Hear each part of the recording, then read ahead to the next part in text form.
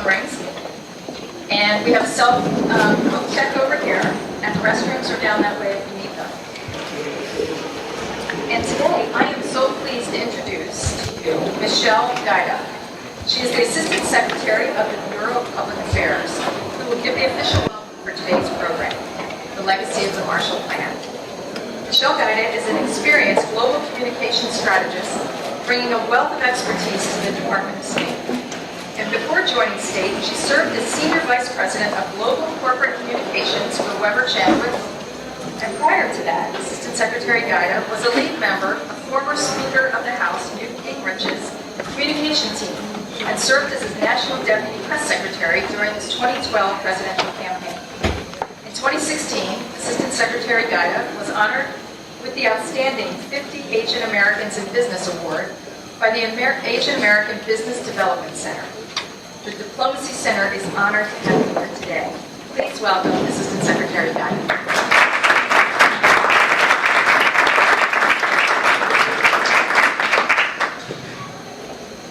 Thank you, Mary, for that introduction. I'd like to welcome all of you to today's event to commemorate the 70th anniversary of the signing and enactment of the European Recovery Program, more commonly known as the Marshall Plan. Thank you to the Marshall Foundation Board members of the Diplomacy Center Foundation, Ambassador Thomas Pickering, Ambassador Hendrik Schuwer of the Netherlands, from the Embassy of Slovenia, Mr. Damir Deocic, and Department of State officials for joining us here today. Ambassadors Peter Wittig from Germany and David O'Sullivan from the European Union will also join the program later this afternoon. We are honored to partner with the Marshall Foundation to bring this historic event to the Diplomacy Center. The Diplomacy Center is America's first museum and education center dedicated to telling the story of diplomacy and the history and importance of American foreign relations. Today's program will feature remarks by Dr. Allison Mann, the Diplomacy Center's public historian, who will speak about the future exhibit dedicated to the Marshall Plan here at the Diplomacy Center. We will also hear from Dr. Dan Hamilton, who is the Austrian Marshall Plan Foundation professor and former Deputy Assistant Secretary of State for European Affairs. He will introduce Dr. Benn Steil. Dr. Steil will discuss his book, The Marshall Plan, Dawn of the Cold War, which illustrates the plan's effect on U.S.-Soviet relations in the post-World War II period. After his presentation, and importantly, a short break for refreshments, my colleague, Assistant Secretary of European and Eurasian Affairs, Wess Mitchell, will welcome you back for the panel discussion. Moderated by Ambassador Pickering, the distinguished panelists, Ambassadors Schuwer, Wittig, and O'Sullivan, will discuss the enduring legacy of the Marshall Plan and the strength of our country's alliances. We appreciate the valuable insight they will bring us today. I would now like to welcome Dr. Allison Mann up to the podium. Thank you all and have a great program.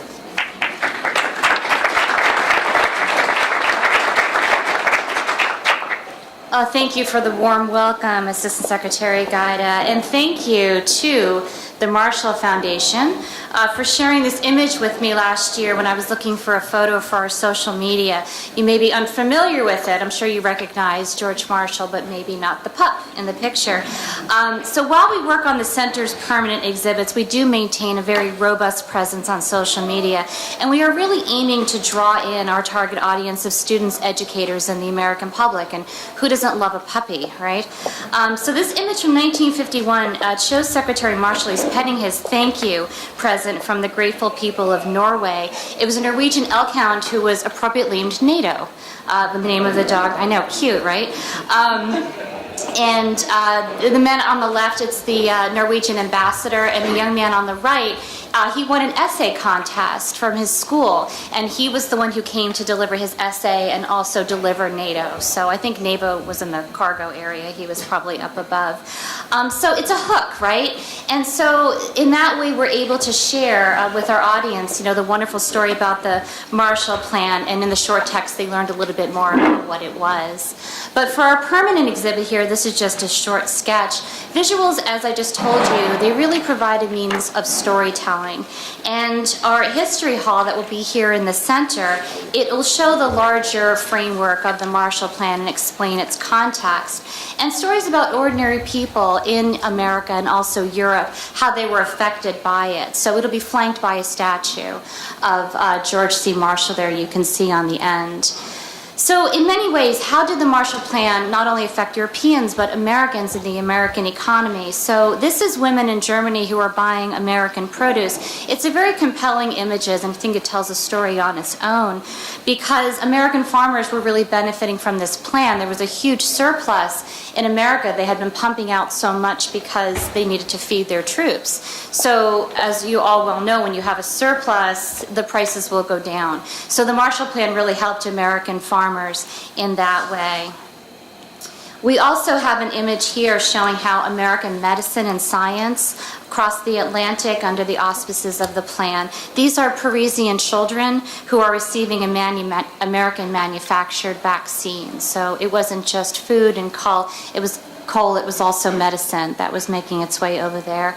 And then lastly, we'll learn stories too about American workers. In this image, we can see an American worker, most likely from the Midwest. He's in a tool and die factory, and he's painting that shield, which should be very familiar to all of you, except this shield's text is kind of interesting. It's strength to the free world, which I think is very appropriate from the United States of America. Most likely, this went towards the building of a Jeep or some other kind of machinery. So once we're open to the public, they will learn a lot more from this exhibit, how not only Europe was benefited by it, but the American people.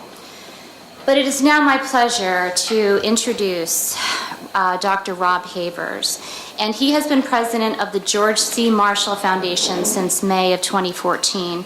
He came to his post from his previous position as executive director of the National Churchill Museum and vice president for the Churchill Institute at Westminster College, located in Fulton, Missouri.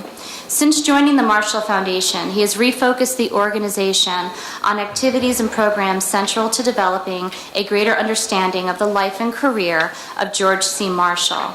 Among those is the introduction of the Marshall Legacy Series, a multi-year series of exhibitions, speakers, and programs centered on key themes or episodes from General Marshall's remarkable career. Dr. Havers had previously served as Fulbright Robertson Visiting Professor of British History at Westminster College and served as a professor of war studies at the Royal Military Academy at Sandhurst. He has taught at the London School of Economics and Political Science and at Cambridge University. An accomplished scholar, author, and public speaker, Dr. Havers graduated from Queen Mary College, University of London, with a bachelor's degree in history and politics, London School of Economics and Political Science, with a master's degree in later modern British history, and Pembroke College at the University of Cambridge with a PhD. So it's my pleasure to introduce and please welcome Dr. Rob Havers.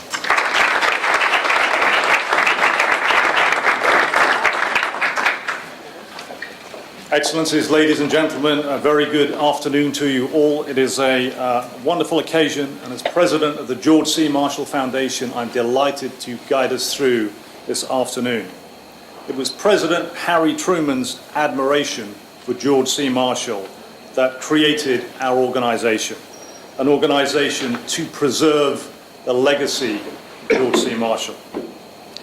Marshall had served as Chief of Staff of the Army with President Truman, his personal envoy to mediate between the Chinese communists and the Chinese nationalists post-World War II, as Secretary of State, as President of the American Red Cross, and then Secretary of Defense during the Korean War. 51 years of service to this country, a magnificent career. Marshall, perhaps modest to a fault, wanted no part of a memorial to himself.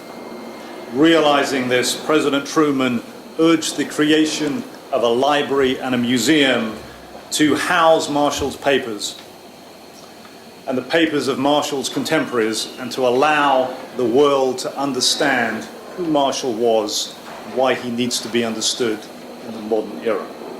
We are located today on the post of the Virginia Military Institute, Marshall's alma mater, 2.5 hours, depending on traffic, southwest of Washington, D.C., in beautiful Lexington, Virginia. We are an independent foundation dedicated to George C. Marshall. Through our foundation, our research archive, our library, our museum, our educational programs, we endeavor to keep alive the memory and the legacy of one of the greatest Americans of the 20th century, if not beyond, George C. Marshall. Our intention is to return George C. Marshall, the man who both won the war and indeed won the peace, to the forefront of public consciousness as the paradigm of selfless service to his country. His unassailable values and his impeccable integrity are examples for all leaders to learn, regardless of their age or their position. Today, of course, we are here to commemorate a selfless act on behalf of the American people, who, under Marshall's leadership, assisted the countries of Western Europe in restoring hope and rebuilding their economies through the European Recovery Program, or, as it is better known, the Marshall Plan. We could not have put this event together without the support of many friends who have joined with us to recognize the significance of that grand accomplishment some 70 years ago today. Especially my thanks go to our Board of Trustees, our Council of Advisors, several distinguished diplomats, the United States Department of State, the leadership and dedicated staff of the US Diplomacy Center, and the Austrian Marshall Plan Foundation. It is now my very great pleasure to introduce Dr. Dan Hamilton. Dan Hamilton is the Austrian Marshall Plan Foundation Professor and Director of the Center for Transatlantic Relations at the Paul H. Nitz School of Advanced International Studies at Johns Hopkins University. He has held a variety of senior positions in the United States Department of State, including Deputy Assistant Secretary for European Affairs, responsible for NATO and transatlantic security issues. He has been a Fellow of the Robert Bosch Academy in Berlin, a Senior Diplomatic Fellow in the German Foreign Office, and was the Executive Director of the American Consortium on European Studies, as well as the US Special Coordinator for Southeast European Stabilization, and Associate Director of the Policy Planning Staff for 2 Secretaries of State. Consultant, author, and lecturer, please help me welcome Dr. Dan Hamilton.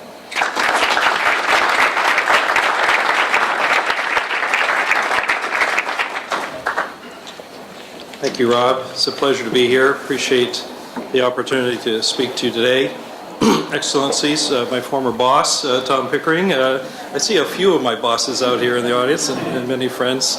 I'm here to say, I'm really delighted to say a word on behalf of the Austrian Marshall Plan Foundation, which was created to honor the Marshall Plan's transformative effects on Austria, which was one of the largest recipients per capita, and I think in terms of overall impact of Marshall Plan support.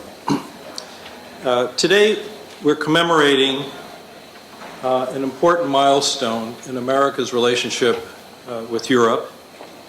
It's a relationship, if you think over the decades, it's always been marked by cycles of engagement and retrenchment.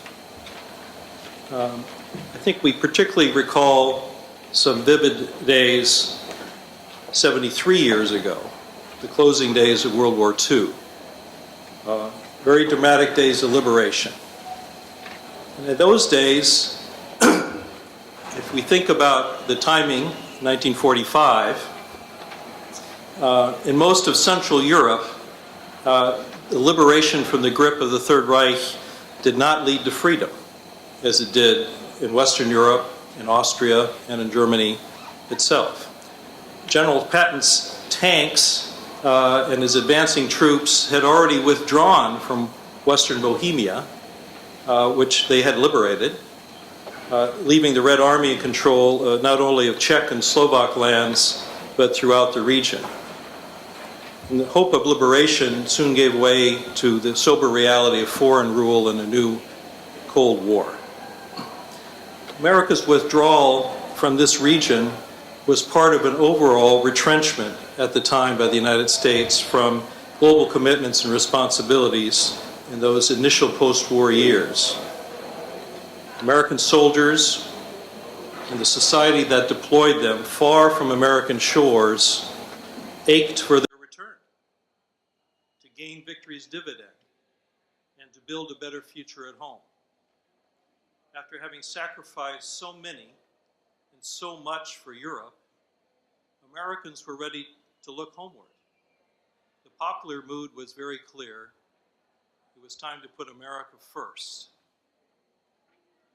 Meanwhile, Europe lay prostrate. It was devastated by its wars. It was unable to generate the capacity for a peaceful future. So between 1945 and the anniversary we're celebrating, 1948, the United States provided $15 billion in those dollars, that's real money, in assistance to Europe. That was a huge amount. But by early 1948, it had become very clear that American largesse alone, money alone, had failed to revive the continent, which remained traumatized and torn by divisions within and among its societies.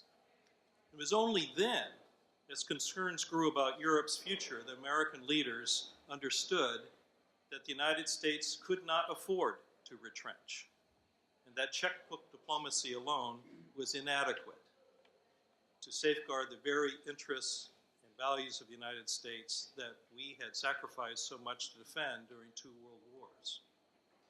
It was only then that a new cycle began, one marked by a clear message delivered already by Secretary Marshall in June 1947, that the United States would engage actively on the European continent. It would contribute as it could to Europe's better future, but Europeans had to lead the way.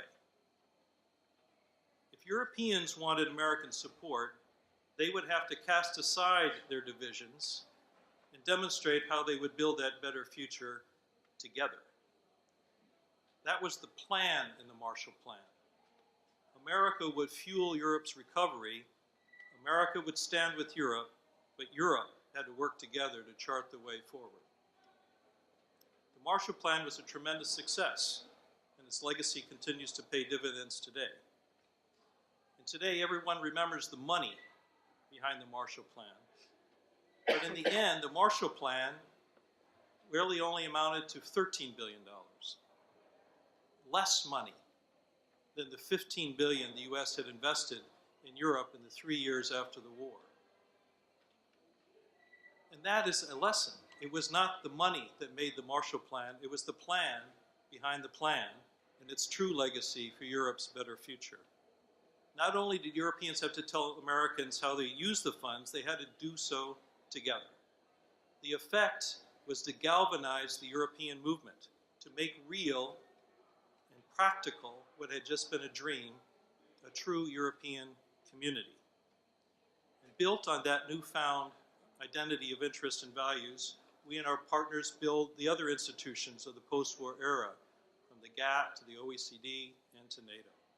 And the Atlantic Alliance provided an umbrella, a security umbrella, in which Europeans who had just fought world wars against each other could turn to each other and develop the kind of institutions that could produce, and did produce, unparalleled peace and prosperity for half a century, but only for half a continent. The U.S. extended its offer of Marshall Plan aid to all of Europe. Ben does a great job chronicling this in his book, including the Soviet Union. 16 West European countries accepted, as did the Czechs. But I think if you know your history, you know that after meeting with Stalin, Czech Foreign Minister Jan Masaryk was forced to reject America's offer. He went in and said, I went to Moscow as the foreign minister of an independent sovereign state, and I returned as a lackey of the Soviet government. Signals from Czechoslovakia were really very important during that time to get the Marshall Plan's approval in the United States. When General Marshall gave his speech in June 1947, most members of Congress saw no reason to invest yet more money in Europe. A Europe that had brought devastation to itself and to much of the world. Congress delayed funding the Marshall Plan for 9 critical months until the Czech coup in late February 1948. It finally galvanized the Congress into action, but only for those countries free to accept U.S. assistance. And then continued disputes over that assistance soon turned into walls separating people, and Europe's vibrant middle dissolved into 2 artificial camps, one called East, one called West. Young Czechs grew up knowing much more about Moscow than Vienna. Young Viennese knew more about Milan and Munich than they did about Bratislava or Budapest. Hamburgers and Frankfurters knew all about London and New York and nothing about Leipzig or Dresden. And then about 29 years ago, Hungarian Foreign Minister Gyula Horn and Austrian Foreign Minister Alois Mock, who's a graduate of our school, I always have to say that, snipped open the Iron Curtain. And that event gave voice to the singular message that had been expressed by lonely souls for years, that finally grew to crescendo on the streets of Budapest and Gdansk and Leipzig and Prague and Bucharest and other Central and East European cities. We want to return to Europe. That was their message. The message they had on the streets, the message in their Trabants and their Skodas and their Ladas as they crashed through the Iron Curtain, to be part of a Europe to which they had always belonged, except where the Red Army happened to be in the summer of 1945. And their message unleashed an earthquake that I would argue is still shaking the continent and its institutions. Their message is both opportunity and obligation. The opportunity to build a continent that is truly whole, free, and at peace with itself, and the obligation to see it through. So looking back over 70 years, we can, I think, be very proud of our engagement and our partnership with Europe. But we cannot be complacent. Because despite our efforts, Europe is not yet whole, free, and at peace. And right before our eyes, 2 artificial Europes are again rising. A turbulent gray zone stretching to the east and the southeast, where people simply don't know where their future lies. And a fractious union to the west that is facing a conflation of challenges. When Europe is divided, America loses. Today's anniversary should and must compel us together to honor the obligation set for us by Harry Truman, George C. Marshall, and the United States Congress to ensure there are no more gray zones of Europe, no more zwischen Europa. Despite transatlantic turbulence, America has to stand with Europe. But as in Marshall's day, Europeans must lead the way. Money matters, but at the end, what matters most is the ability to harness resources to a vision that casts aside the divisions to our partnership and the will to see it through. That, I suggest, is an important lesson of the Marshall Plan. It's an important lesson of the fall of the Iron Curtain. It's a lesson of history. Thank you.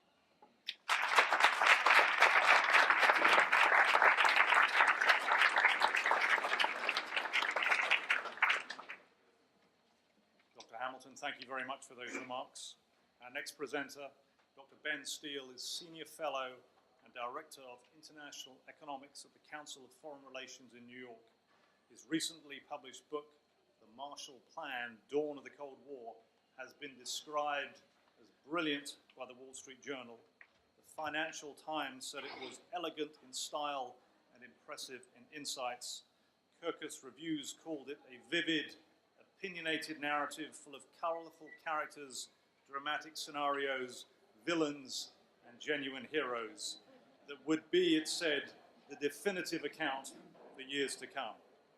Dr. Steil is the founding editor of International Finance, a scholarly economics journal, the lead writer of the Council on Foreign Relations Geographics Economics blog, and creator of 3 web-based interactives tracking sovereign risk, global monetary policy, and central bank currency swaps.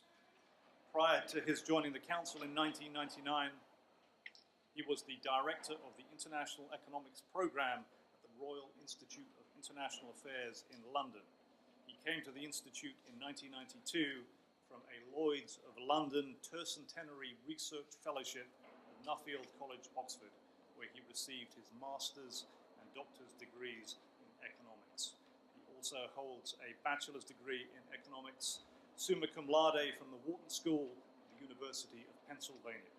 Ladies and gentlemen, please help me welcome Dr. Benn Steil.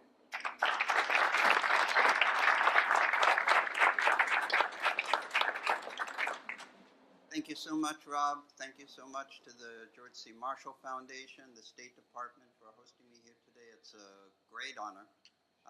70 years on from the launch of the Marshall Plan, perhaps its most enduring legacy, I would argue, is the endless desire to repeat it. In the past 5 years alone, there have been impassioned calls for new Marshall Plans in Ukraine, in Greece, in Southern Europe, in North Africa, in Gaza, and most recently, not surprisingly, in Syria. But the old original plan has never been replicated, nor even, I would argue, badly imitated. And this, I believe, speaks to the truly unique historical circumstances in place when the Marshall Plan was launched. In 1947, the United States dominated the globe economically and militarily like never before and never since. The United States accounted for half of the world's manufacturing output. It had sole possession of atomic weapons at the time. It could have used that dominance to pursue a policy of, say, America first. But it chose instead to spend, as Dan emphasized, enormous sums on foreign aid, even in the 2 years leading up to the launch of the Marshall Plan, and to build new multilateral institutions to promote international cooperation. Remarkably, all of the major institutions that we associate today with the post-war liberal order were created by the United States in just a few short years after World War II. The United Nations, the IMF, the World Bank, NATO, and the predecessor organizations to the European Union and the World Trade Organization were all created by the United States between 1945 and 1949. And two of these institutions, the European Union and NATO, would, I would argue, probably not exist today had it not been for the Marshall Plan. They were integral to the Marshall Plan. Now, this may sound surprising, but this grand project of integrating Western Europe economically, politically, and militarily was actually the most critical component of the new American geostrategy in 1947 of containing the Soviet Union. To understand why, we have to go back a few years further to the war years. During the war, of course, the United States and the Soviet Union were allies in the war against Nazi Germany. But as Soviet leader Joseph Stalin wryly observed in Tehran at the Allied Leaders Conference in 1943, quote unquote, the best friendships are founded on misunderstandings. And indeed, the misunderstandings between FDR and Stalin were truly profound, which helped their alliance enormously. For his part, FDR expected that after the war, the Soviets would effectively contain themselves, or at least he felt he needed to believe this. Stalin, for his part, believed that after the war, the Americans would go home, as they had after World War I. And this misunderstanding between the two unraveled almost immediately after the cessation of fighting in Europe in May 1945. In 1946, Stalin made clear that he wasn't happy with his new southern borders. He immediately pressed new territorial claims in Turkey and Iran. He refused to withdraw Soviet troops that had been stationed in Iran during the war under treaty, and he only backed down when President Truman sent a large military flotilla to the region. But the watershed moment, I would argue, came in February 1947, when Britain, at this point almost bankrupt, came to the State Department and said that it was withdrawing all its troops from Greece, where it was protecting the Greek government against communist insurgents. And this really, truly set off alarm bells within the State Department. The State Department truly believed that if the United States did not fill this space being created by Britain's imperial implosion, that the Soviets would fill it immediately. By this point, however, Stalin had already begun shifting the focus of his attention from the Mediterranean to Central Europe and to Germany in particular. Of course, after the war, Germany was divided into 4 zones of occupation: the French, British, and American zones in the west, and the Soviet zone in the east, and Berlin was a mirror image of this. For the Western powers, it was an outpost in the heart of the Soviet zone. And so in March of 1947, George Marshall goes to Moscow on an extremely important diplomatic mission. 6 weeks of very intense, grueling negotiations with his Soviet counterpart, Vyacheslav Molotov, who you see in the middle right,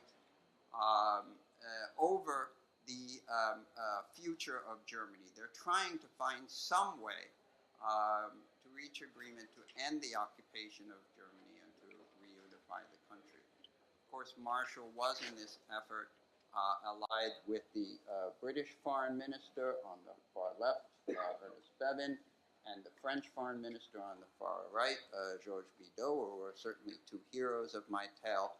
But it's important to stress, had their own very specific economic and security concerns as regards Germany. So there was not, by any stretch of the imagination, complete agreement among the 4 of them. There was one very critical, narrow difference between the United States and the Soviet Union in these discussions, and that was over reparations. The Soviet Union was demanding $10 billion in reparations from Western Germany. That's a little over $100 billion in today's money.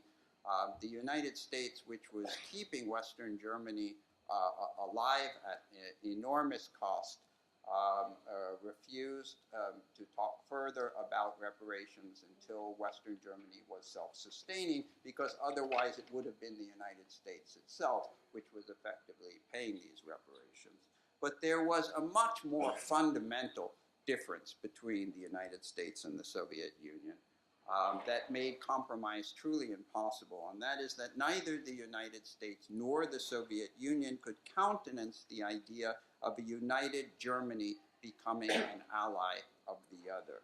So Marshall goes home after meeting unsuccessfully with Stalin in April of '47, immediately does a major radio address in which he says famously, "The patient is sinking while the doctors deliberate. It had come time for the United States effectively to abandon the Yalta-Potsdam framework for cooperation with the Soviet Union and to do what it took to revive Western Germany and indeed Western Europe unilaterally." Now, while Marshall was in Moscow, of course, President Truman delivered his famous Truman Doctrine address. And although it was quite harsh in tone, certainly in comparison to Marshall's speech at Harvard in June, it's important to emphasize that he does, in fact, foreshadow the plan in a few ways. He pledges the United States to assist countries facing quote-unquote aggressive movements that seek to impose upon them totalitarian regimes, but he emphasizes that it is quote-unquote economic and financial aid that is essential to economic stabilization and orderly political processes. Now, it's important to remember, and Dan was talking about this earlier, that after the fighting stopped in Europe, there were over 3 million American troops in Europe. And President Truman was determined to fulfill FDR's pledge in 1943 that he made at Tehran to withdraw American troops within 2 years of the end of the fighting. But the only way we could do that, the State Department believed, while securing our vital economic and security interests in Western Europe, was to leverage America's economic dominance on the world stage to counter the Soviet conventional force dominance in Europe. In other words, this was going to be a form of asymmetric warfare, as it were. And the ideas, interestingly enough, came not from economists. Of course, we all know that economists usually have the best ideas, but they came from military men. They came in particular from Secretary of War Henry Stimson, Army Secretary Kenneth Royal, Navy Secretary and later Defense Secretary James Forrestal. Forrestal, despite being a Hawk's hawk, supported Marshall aid strongly before Congress. He argued that as significant as this money was, it was, quote unquote, far less expensive than standing isolated and alone in an unfriendly world. Now, the underlying philosophy was that America's economic and physical security depended on having strong, independent allies abroad. That is, not colonies or vassals or tributaries, but strong, independent allies. And that was vital to ensure that the United States did not have to try to maintain its economic and security interests purely with military force. In other words, we needed friends not just in Europe, but in Asia. We replicated this strategy in Asia who would want to stick with us through thick and thin because we had common long-term interests and we shared common long-term values. And this was truly a revolutionary idea in foreign policy. It's hard to say that any other nation had ever pursued anything quite like this.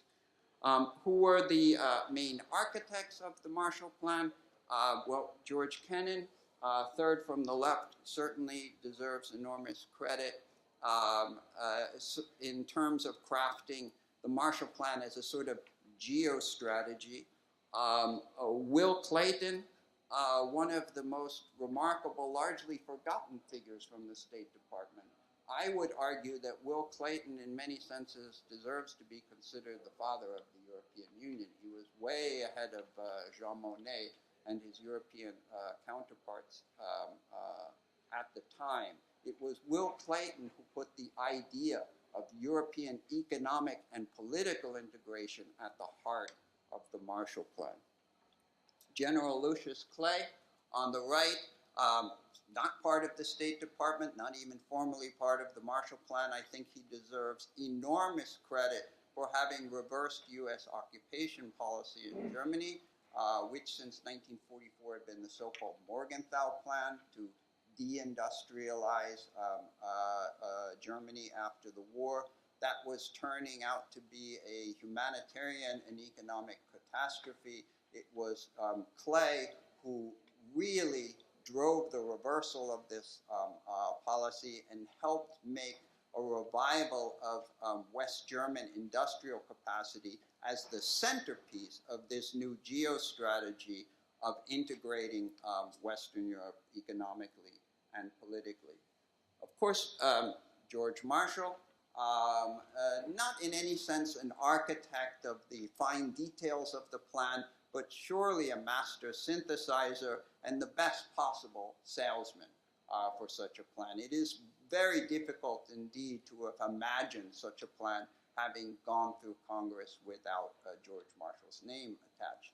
In fact, early on in the legislative debate, President Truman's main political advisor, Clark Clifford, had advised President Truman to call this great new plan the Truman Plan. And Truman immediately laughed and said, "Don't be ridiculous." He said, "Anything bearing my name going before Congress will immediately go belly up and die." He said, "But even the worst Republican in Congress could not object to a plan named after the general."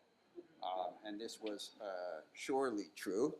To Marshall's right, Republican Senator Arthur Vandenberg, chairman of the Senate Foreign Relations Committee. It is in my view, impossible to imagine the Marshall Plan having been legislated without Vandenberg having sacrificed his presidential ambitions to push this initiative through a Republican Congress that very much wanted its peace dividend. And not just the Marshall Plan, but I'm going to talk a bit about this later, but NATO as well the following year. Next year, plus one day, we'll be celebrating the 70th anniversary of NATO. Now, Marshall's iconic Harvard speech in June was very short, little over 1,400 words, was deliberately vague in terms of laying out what the plan was to be. And there were two reasons for this. First of all, Marshall wanted very much for the Europeans to take ownership of the plan. It could not be something that the United States was imposing on Europe. Europe had to come up with a proposal for the United States to show the world that this was its idea, it was homegrown, and it was buying in completely. And at least equally importantly, he wanted to make sure that the United States would not in any way take world blame for splitting Europe into two. He wanted Joseph Stalin to look over these magnanimous ideas and reject them. And it was one of the great diplomatic triumphs of the Marshall Plan to provoke Stalin into doing precisely that. Now, when Stalin heard about the plan, he was really torn in terms of how to approach it. On an economics front, at least, he was very much a Marxist ideologue and believed that we had arrived at the final collapse of world capitalism, and the United States, in calculation of its own interest, was going to have to give Europe billions and billions of dollars to bail out its own industry. So he thought he could possibly take advantage of this without having to make any political concessions to Washington. But he had three reasons to resist it. He was getting excellent intelligence information from his British spies in London and Washington, Donald Maclean and Guy Burgess in particular. And there were three things he learned of that caused him deep concern. First, the Americans were not going home. The Marshall Plan made clear that there was going to be a determined, permanent U.S. Political presence, and he believed ultimately, rightly, a military presence in Europe, that was a natural concomitant to the Marshall Plan. Second, he was deeply concerned that the United States was planning to make Germany the fulcrum of the Marshall Plan, which he considered to be a mortal threat to his new hard-won security buffer in Eastern and Central Europe. And finally, the thing that concerned him the most was that his new satellites were very interested in participating in this plan, in particular Poland and Czechoslovakia. The Czechs really refused to take no for an answer from Stalin for quite some time. Stalin had to summon the entire Czech cabinet to Moscow to read them the riot act about this. And he became deeply concerned that if he sent them off into negotiations with the Western Europeans over the plan, even under instructions to storm out and make clear that the conditions were totally unacceptable, he couldn't trust that they would actually follow through. So he went completely in the opposite direction. There were coalition governments of sorts throughout Central and Eastern Europe at the time: Poland, Hungary, Romania, Bulgaria. Surely they were not independent by any stretch of the imagination, but Stalin kept them on a fairly long leash, provided they didn't cross a line in terms of Soviet foreign interests. But the Czechs had a legitimately democratic-led coalition government that had been fairly elected in 1946, and he was particularly concerned about those. So after announcement of the Marshall Plan, Stalin begins to crack down all over Central and Eastern Europe. All the remaining coalition governments are crushed. The remaining democratic elements are pushed out. here we see what the political map of Europe in 1943 during the war. It's a geographic jumble of alliances.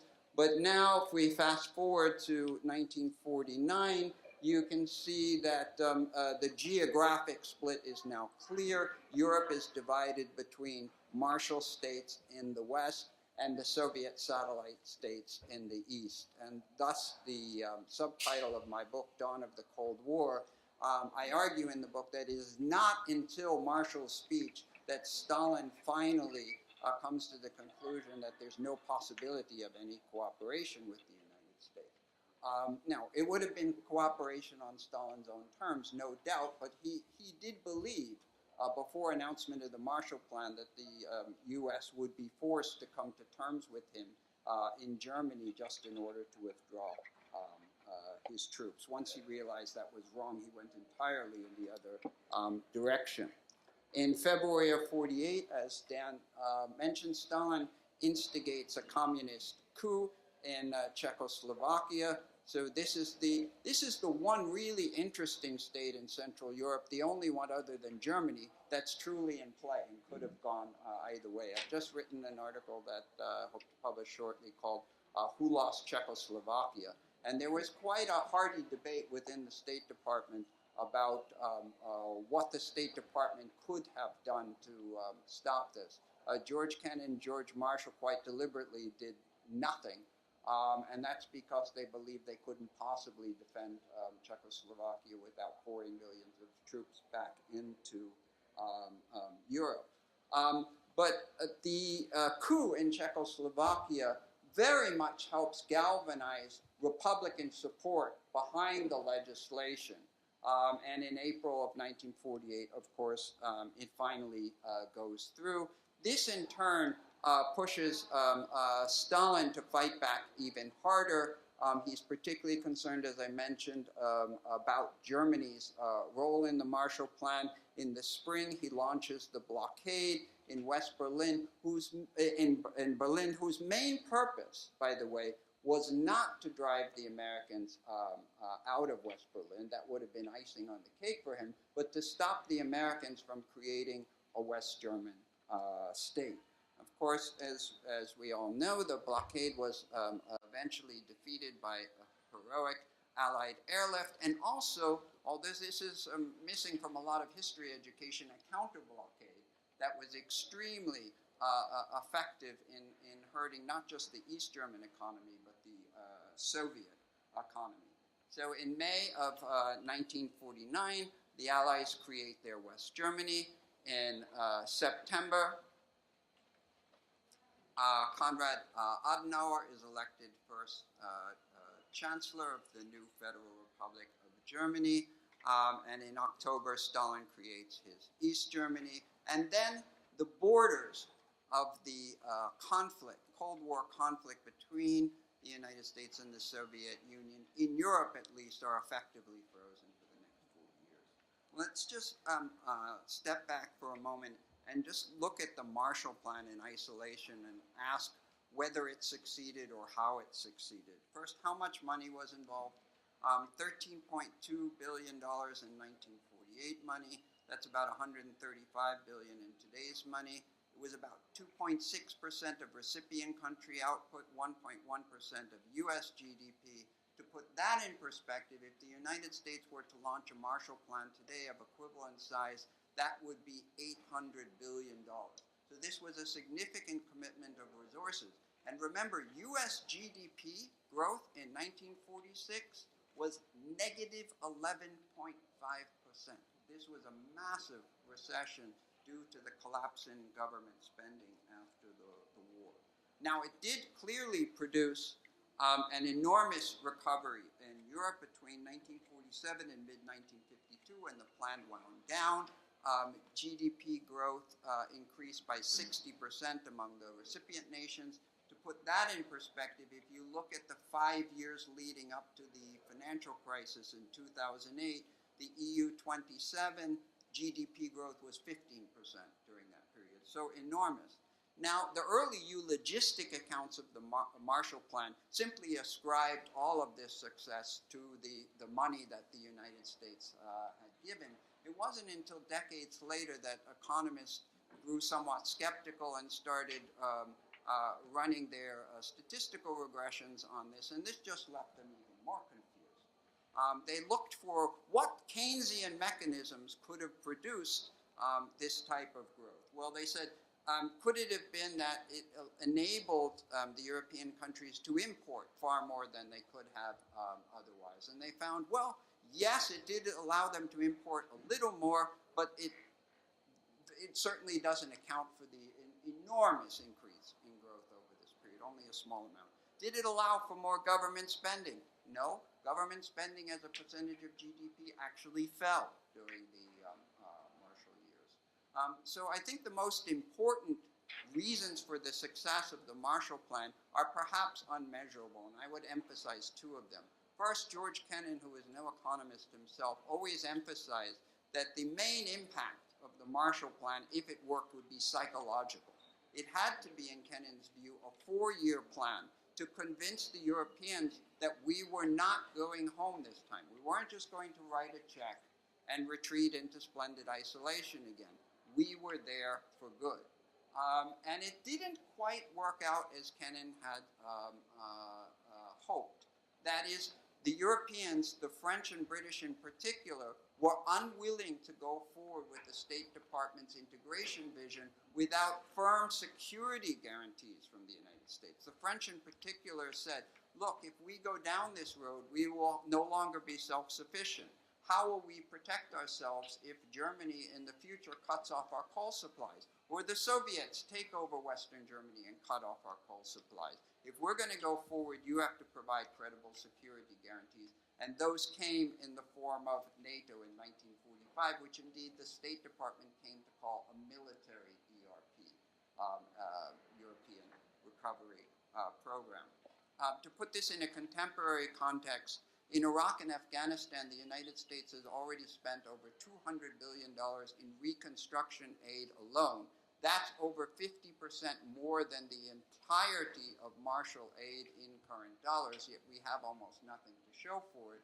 And I think clearly the key missing element is security, both internal and external. Second, the reintegration of Western Germany into the West European economy was critical. The reversal of the Morgenthau Plan, and although the Soviets and a lot of Western revisionist historians have argued that the purpose of the Marshall Plan was to allow American exporters to dump their produce on Europe, it was nothing of the sort. In fact, one of the primary aims of the Marshall Plan was to cut U.S. capital exports to Europe and to replace Germany, put Germany back in its traditional role as the primary capital goods provider for Western Europe, and it was enormously successful in that regard. Now, just to close up, some comments about what we might learn about U.S.-Russia relations from the experience of the Marshall Plan. In 1989, of course, the Berlin Wall falls.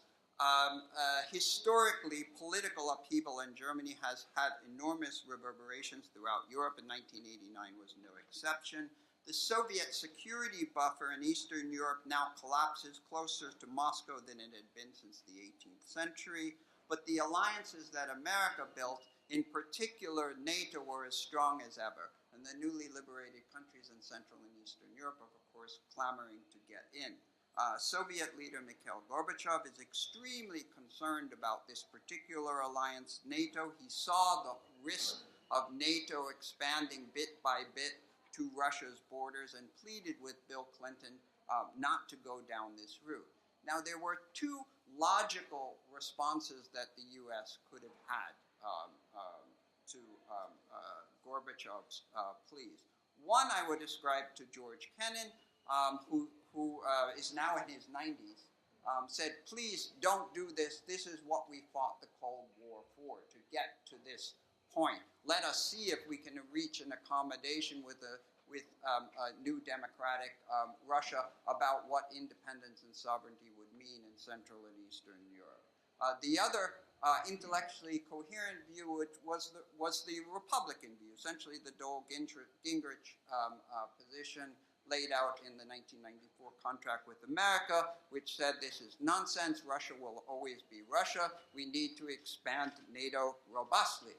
Now, Bill Clinton, being Bill Clinton, chose a third way. He chose to expand NATO, but under the premise that it no longer had an adversary. He was not going to commit significant new resources to reinforcing NATO's new eastern flank.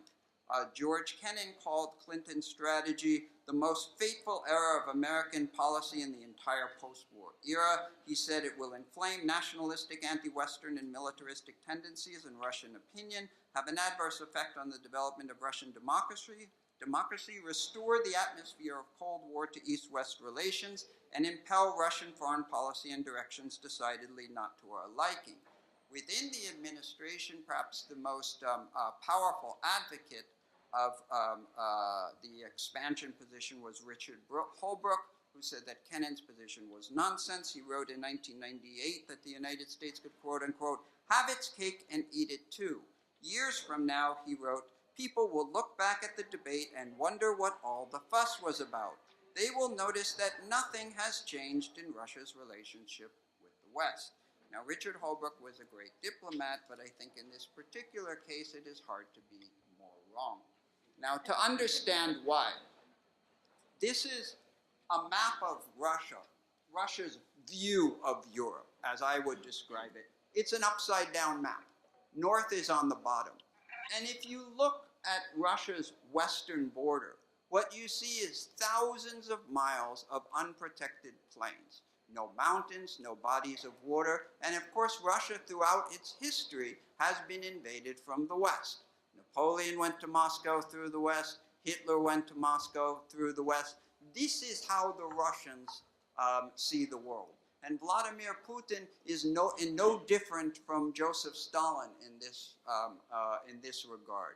Of course, Putin's primary aim over his nearly 2 decades in power geostrategically has been to restore the old Soviet political and economic space, and he has always considered NATO to be the biggest threat to that. And I think the most telling comments he ever made on this score were in a private conversation he had with former Israeli leader Shimon Peres in 2016, right before the latter died.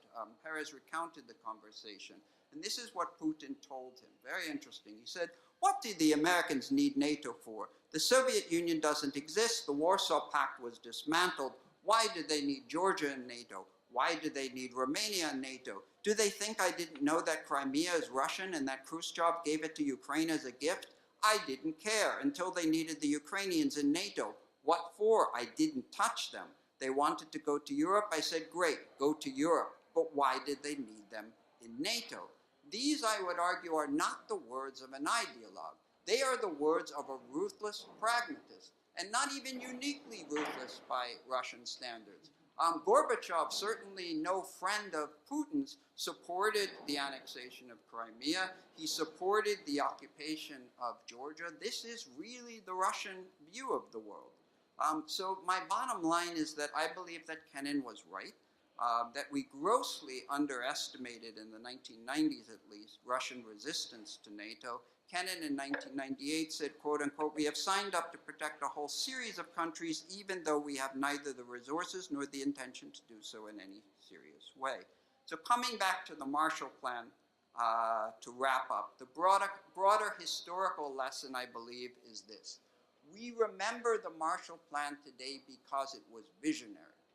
But it was also hard-headed, and I would argue passionately that it was because it was so hard-headed that it was successful. If we had defined success to include, for example, bringing Czechoslovakia and Poland into the Marshall Plan, we would have failed because we would have had to go to war again to achieve this, and it was one of the primary ambitions of the Marshall Plan not to go back to war.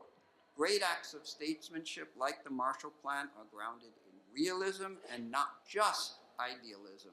And this is, I believe, a lesson we need to learn. Thank you very much. I know, Rob, we've got some time for questions. Okay. 10 minutes? Okay. Rob tells me you have 10 minutes for questions. I understand we don't have microphones, so speak as loudly as you can, and I'll do my best to repeat the questions. Yeah. Put the microphone up towards your mouth, please. I apologize for that. That's okay. I'm Dr. Jack Clark from the Marshall Center in Garmisch, Germany. My wife often says that I don't need a microphone, and she doesn't need it as a compliment. We've heard from both you and Dan that the United States spent more money in the 3 years after World War II than during the 4 years of the Marshall Plan. Why was that investment unsuccessful compared to the money spent during the Marshall Plan? Right. Most of that money during the period was spent multilaterally through UNRWA, which rightly or wrongly, I think rightly, was considered to be a spectacular failure. Just to give you one of many examples, Tito twice shot down U.S. transport planes, moving UNRWA aid from Italy to the north of Europe over Yugoslavia. Despite our protest, at one point Tito even denied the United States diplomatic access to its own pilots. So it was seen not just necessary that we spend more money, but that the initiative be completely owned by the United States. Now, if some of you are beginning to sense a tension here, there was a tension. On the one hand, the State Department said, this time we have to do it ourselves. On the other hand, they said, but the Europeans have to own this, and the proposals have to come from the Europeans. And this was a tension throughout the entire Marshall process. I explained in the book, for example, how the Italians and the French took their Marshall aid and went in entirely different directions, to the chagrin of the State Department that was constantly cutting off funding to both governments in extreme annoyance. The Italians would be considered in modern parlance neoliberals. They were determined to use their money to stabilize their finances and their monetary policy, even though we encouraged them to have their own Monet plan for industrial modernization. The French, we were constantly beating them to engage in monetary and financial stabilization and to stop this nonsense with the Monet plan. But both governments knew that they were free to ignore us, provided they did one thing: keep the communists out of government. Both the French and the Italians kicked the communists out of their coalitions in May 1947, just a few weeks before Marshall's speech, and they never let them back in. And of course, this was the geopolitical raison d'etre of the Marshall Plan, to keep the communists, both internal and external, out of power in Western Europe. Another question? Yes. Yeah, Cliff Bond, formerly with the State Department. Oh, thank you. We have a microphone now. Another question, an aspect of the Marshall Plan that people have pointed out, or heard them point out, is that it worked well because we had functioning market economies in Western Europe. There were institutions, the rules were in place, relatively uncorrupt. When we heard calls later, such as in Ukraine, such as in Eastern Europe after the fall of communism, those structures did not exist, and we would not have been able to achieve what was achieved through the Marshall Plan. And I wondered if you agreed with that. I agree with it strongly. France, Britain in particular, of course, had long democratic traditions of politically impartial civil service bureaucracies. Of course, particularly in France, it had to be reestablished after the war, but you had that expertise, you had that tradition, it had legitimacy with the population, and once the governments came up with their reconstruction plans, they were able to carry it out with support from the public. Now, I should stress that the Marshall aid was, I do believe, critical as a social stabilizer, because many of these plans were extremely disruptive. And the governments had to be able to convince their people to stick it out, that the Americans will be behind us. And indeed, the French and Italian public chose to reject the communist vision as an alternative for that reason. Now, if you look at the other places around the world for which new Marshall Plans have been proposed, you don't have anything like this. So it's not just that we would have had to physically reconstruct the countries, but we would have had to construct from scratch politically impartial, non-corrupt civil service bureaucracies who could actually carry these plans out with public support. And I think when you combine that absence with the absence of internal and external security, you just don't have countries that are ripe for this sort of initiative. Yes. There's a microphone coming. I wanted to thank you. Wonderful presentation. Excellent. I'll have to read the book. But you never mentioned OECD as a successor, beneficiary to the Marshall Plan. Then I'm curious about why Russia rejected becoming part of the Marshall Plan beneficiaries. Well, the so-called CEEC, the Committee for European Economic Cooperation, did I get that right? So many acronyms during this period. That was what was set up in Paris after Marshall's speech to produce the European plan. They debated for 2 months and then made their 700-page proposal to the State Department, which had been heavily guided, of course, by the State Department. But the CEEC morphed into two important institutions. The first was the OECD, but the second, even more important, it eventually led to the European Community, the 1957 Treaty of Rome, and of course, today, the European Union. What was the second part? Russia. Okay. Molotov went to Paris for negotiations with Bidot and Babin in late June. And at the time, Molotov was negotiating quite seriously with them. He was raising determined resistance to any sort of American interference in national economic sovereignty, but he was engaging until one day, it was, I think, in late June, while he was delivering one of his boring speeches, he receives a telegram from Stalin. And Acheson describes this scene vividly. Acheson wasn't there himself, but he heard this back from the French and the British who were there. Molotov has a bump on his head, which by legend swells when he's under pressure. And as he read the telegram from Stalin, his head started to swell. And what the message from Stalin said is that we've been receiving fresh intelligence from Washington, thanks to McLean. And what it tells us is that the United States is going to use this plan to pry loose this new satellite nation. By the way, Stalin himself did use the term satellite. This is not just a pejorative that we invented. At that point, Molotov understood that his marching orders had changed. He became extremely hostile, denounced the Marshall Plan as a vicious American scheme to take over Europe, stood up and marched out with his delegation.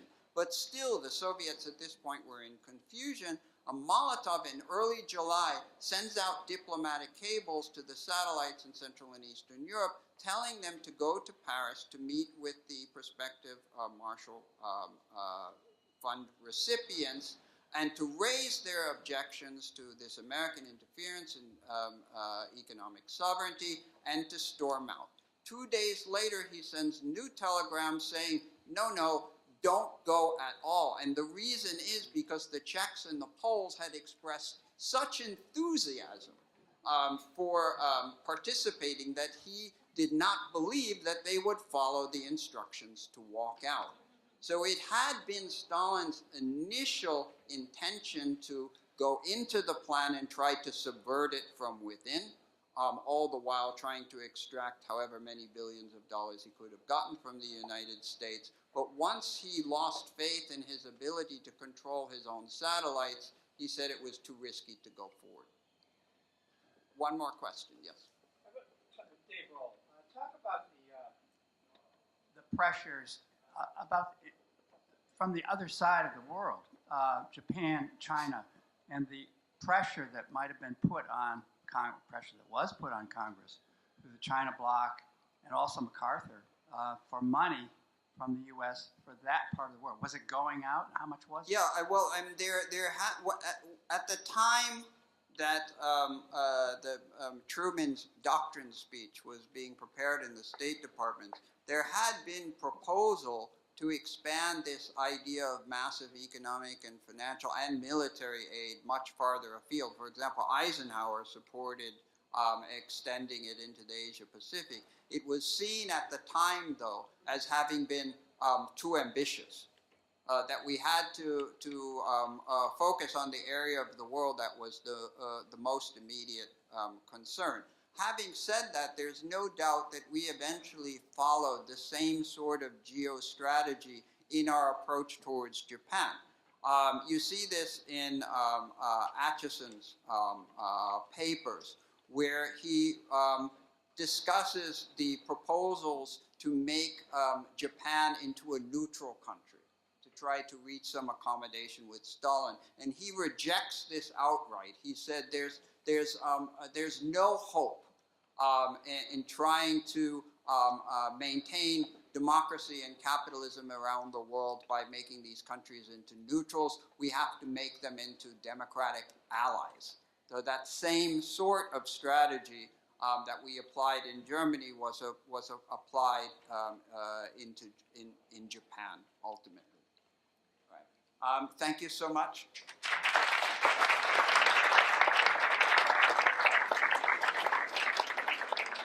Dr. Benn Steil, thank you very much. Fascinating exposition of the Marshall Plan and its implications. We're going to take a 15-minute break, refreshments to your left.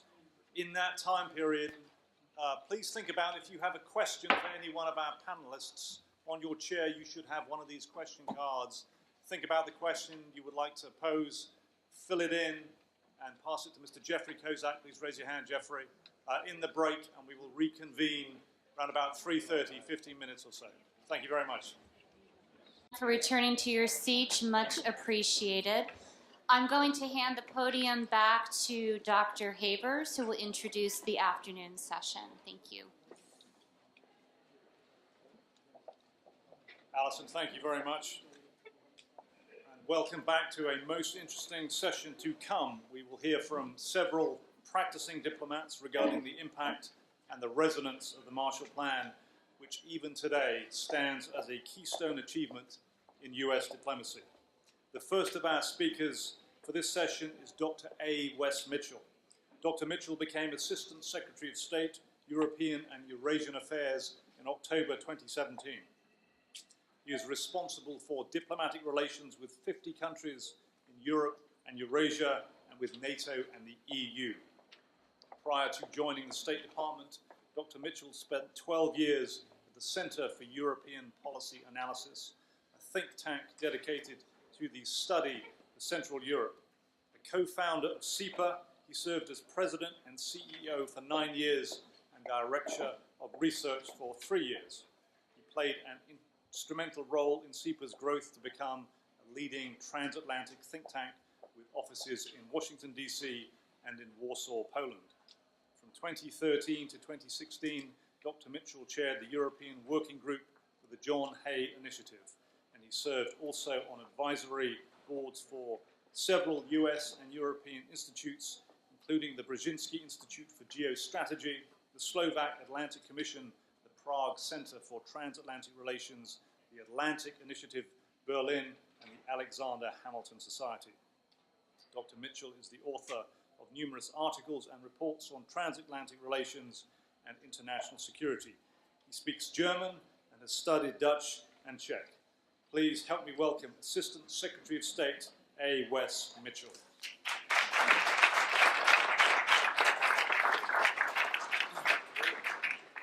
Thank you for that kind introduction, Rob, and I appreciate the opportunity to speak this afternoon. I'm grateful to the Marshall Foundation for organizing today's event. It's good to see several friends in the audience, and I particularly want to recognize Ambassador Schuwer, Wittig, O'Sullivan, and my good friend Dan Hamilton.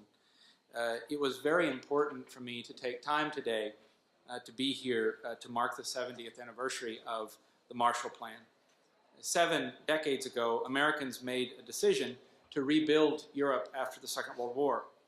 The 6 years of fighting that followed Germany's invasion of Poland in 1939 left much of the European continent in ruins. Many of Western Europe's largest and most famous cities were rubble.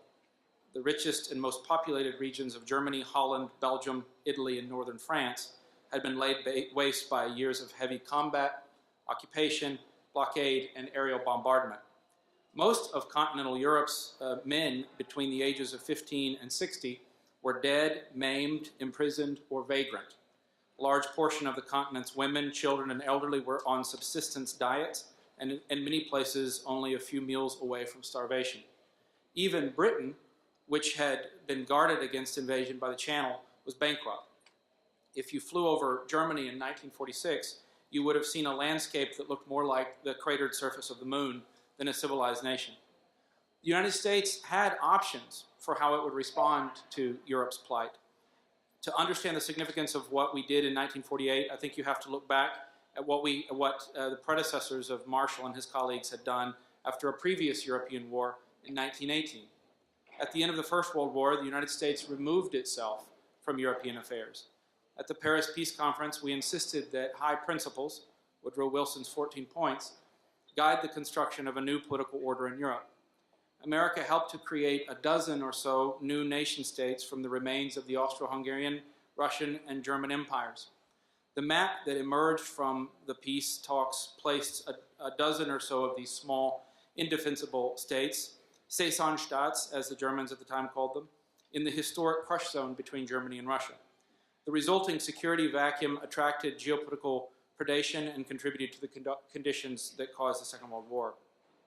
So by the time of the Marshall Plan, you have to remember that most middle-aged Americans had seen 2 European wars in the space of a generation. Both wars had begun in Europe, but quickly spread to include most of the rest of the globe.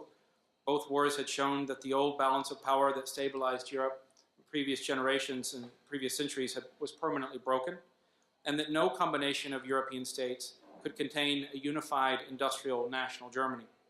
And both wars, I think, had required major investments of American blood and treasure, more than 500,000 American lives and billions of dollars to fight and win. It is against this backdrop that the Marshall Plan takes on its special historical significance as an act of both national generosity and strategic foresight. In most of history's previous wars, the victor had sought to either extinguish the vanquished or to restore its own national strength by drawing upon the resources of the conquered. After the Third Punic War, Rome had stripped Carthage bare, and we are told apocryphally, spread salt on its foundations. After World War I, France pursued a very harsh peace against Germany, seizing valuable industrial lands and levying vast sums in war reparations.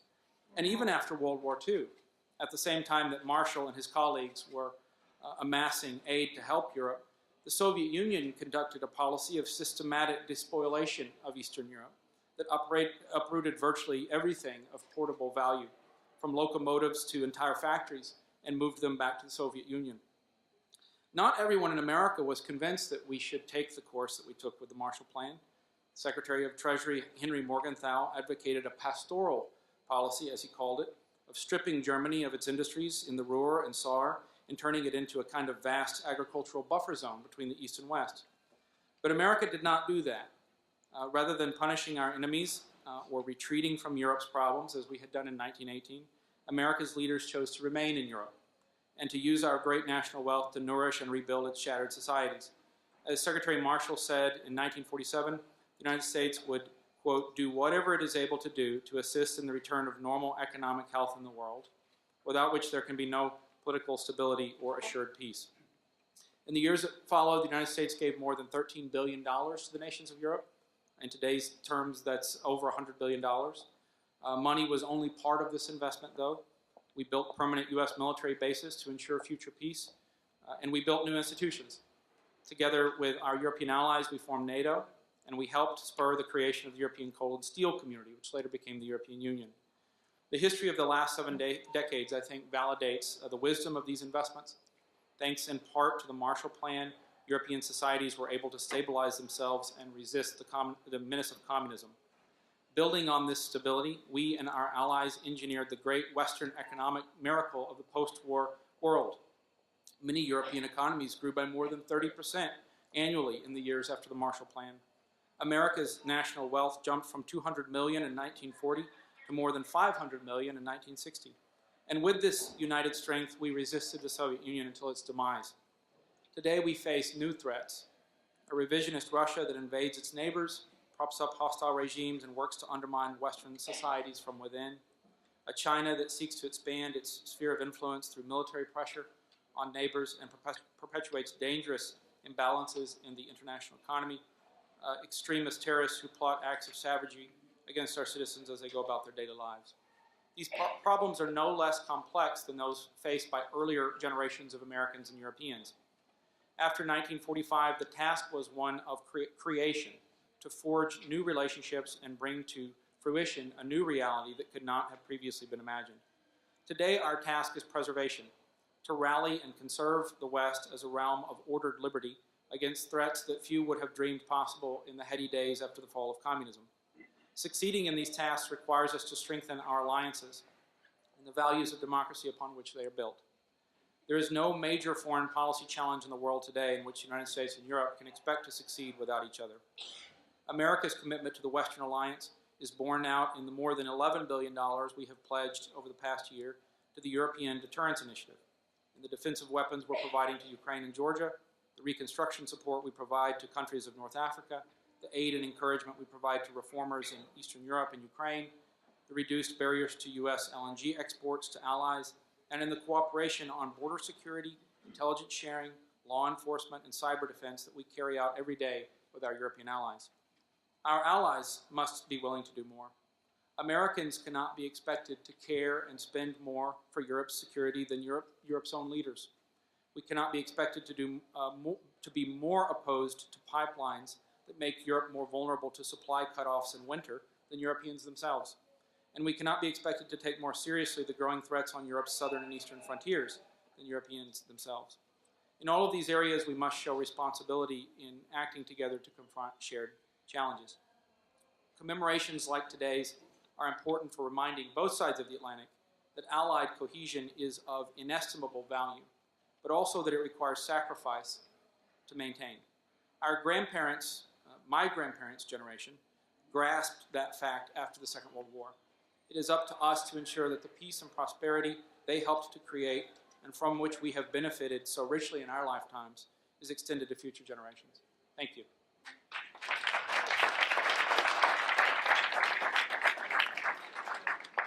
Secretary Mitchell, thank you very much indeed for those remarks. 3 distinguished foreign representatives will now share their thoughts. The first, Peter Wittig, has served as German ambassador to the United States since April of 2014.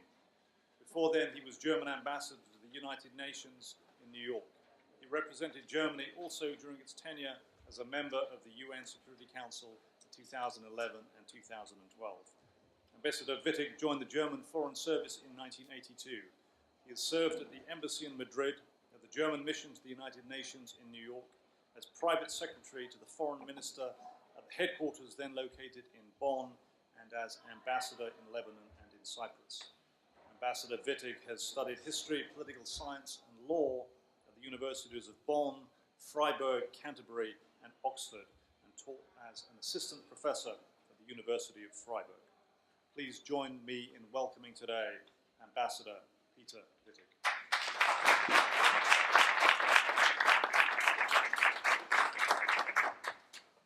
Rob, Thank you for that kind introduction, Ambassador Pickering, Excellencies and colleagues, and ladies and gentlemen.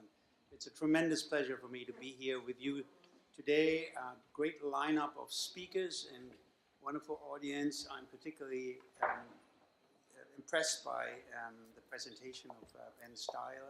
I'm looking forward to reading your book. That was a good appetizer. George Marshall needed 11 minutes, just 11 minutes, to deliver his seminal speech at Harvard some 70 years ago. Today, I've been allotted a generous 12 minutes to speak. While I have no illusions about matching him in substance, I will do my rhetorical very best to honor the timeline, at least.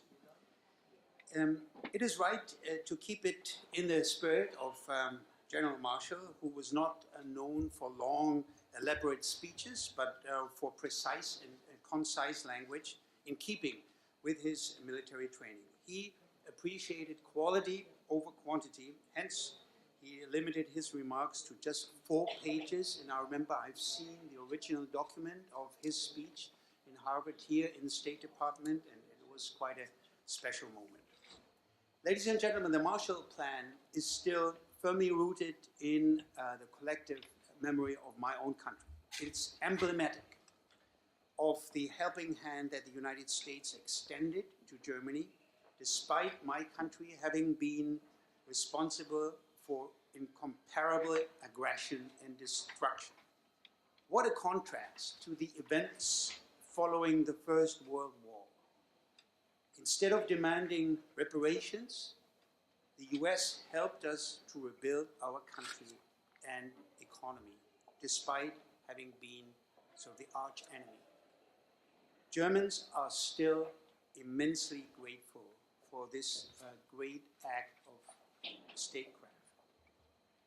With his short speech at Harvard, George Marshall launched a program that led to the economic recovery of a devastated continent. As Mr. Steil has said, $30 billion were channeled to Europe. And Eastern Europe, as we also heard, was meant to be a beneficiary too, but had to decline. It was a key reason for the so-called German economic miracle that followed World War II, and a major reason for the stabilization of the young German democracy and its integration into the Western Alliance. We called it the Westbindung, tying Germany to the West, a policy that was initially viewed with some criticism in some parts of German society and among many politicians in the early days of the German Republic under Chancellor Adenauer. George Marshall's plan was, of course, not altruistic. Rather, it was forward-looking policy. As Marshall put it, it's only logical that the US should do whatever it is able to do to assist in the return of normal economic health in the world. But the plan's importance goes well beyond the reconstruction and its economic aspects. As Henry Kissinger described it, the speech marked a historic departure in American foreign policy. The Marshall Plan set a new course. The US could have gone home after World War II as well, but it decided to stay and became invested in Europe because it was in the interest of the United States to do so. The Marshall Plan also led to a reduction in trade barriers, made Europeans drop unnecessary and discriminatory economic regulations, and paved the way to a common European market. It became the basis for closer European political cooperation and strong, growing ties across the Atlantic. It created the foundation for the success of the Western world and ultimately put us on a path to the end of the Cold War towards our world order of today. But ladies and gentlemen, the world now, this world, now seems to be crumbling. The post-Cold War order is in disarray. This order, determined by well-established institutions and international law, is increasingly being called into question. A lot of people on both sides of the Atlantic are convinced that the nation state alone will save us from chaos, that protectionism is the answer to our economic woes, that international cooperation is a straitjacket that hampers the strength of our nations. I'm convinced this line of thinking will lead us astray. Of course, the world cannot remain Euro-centric, cannot remain a Euro-centric transatlantic world. Economic balance is shifting towards Asia, towards the fast rising China. But it would cost us dearly if we did not revitalize our transatlantic bond. So what would General Marshall recommend? First of all, we Europeans need to take more initiative again. This is what Chancellor Merkel meant when she said about a year ago, we the Europeans have to take the fate of Europe into our own hands. This means, above all, that we need to tackle a few things home in Europe. We must now work to strengthen Europe, and I mean all the countries in the European Union, politically, economically, and yes, also militarily. Germany, as a nation in the heart of Europe, will be expected to take on more responsibility. Of course, always in cooperation with our partners. But the call for more German responsibility, also financial responsibility, is fair. Europe has to do its homework. This is clear. But only together can the US and Europe strengthen our transatlantic ties. Only together can we continue and expand our successful cooperation in NATO in the spirit of a long-standing alliance. And only together can we continue to reform the international institutions that have shaped the world for the past several decades. But this common effort must reach beyond the sphere of politics and diplomacy. We also have to bring our societies closer together again. We're facing a common problem. Our societies, whether in Europe or here in the US, are becoming increasingly polarized. And that is not good for many reasons. It's also dangerous for the transatlantic relationship. We believe we must do a better job of communicating why the right answer still lies in the ideas of George Marshall, in his goal of close economic transatlantic partnership. We have to explain why free and fair trade is a framework in which all parties ultimately win, why it is not an I win and you lose game. Ladies and gentlemen, both the European and the US governments need to commit to a new common transatlantic agenda, a partnership that fights against oppression and terrorism and for the rule of law and democracy. These values need to be defended today, and Europe and the US are the only powers able to defend them against those who seek to weaken them. But in the end, it's less about our ability and more about our will, our dedication. It is to be hoped that the democratic nations can provide the necessary leadership. General Marshall said during the beginning of the Cold War several decades ago. This need for leadership is as crucial today as it was back then. Ladies and gentlemen, General George Marshall, President Truman, and the senators and congressmen who supported the plan showed such leadership. The fruit of their success was the signing of the European Recovery Plan, or Marshall Plan, right here in Washington, exactly 70 years ago. They had the vision and the foresight to forgive former adversaries and saw the benefit of a strong transatlantic bond.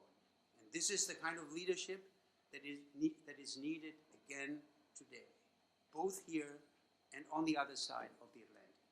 Thank you.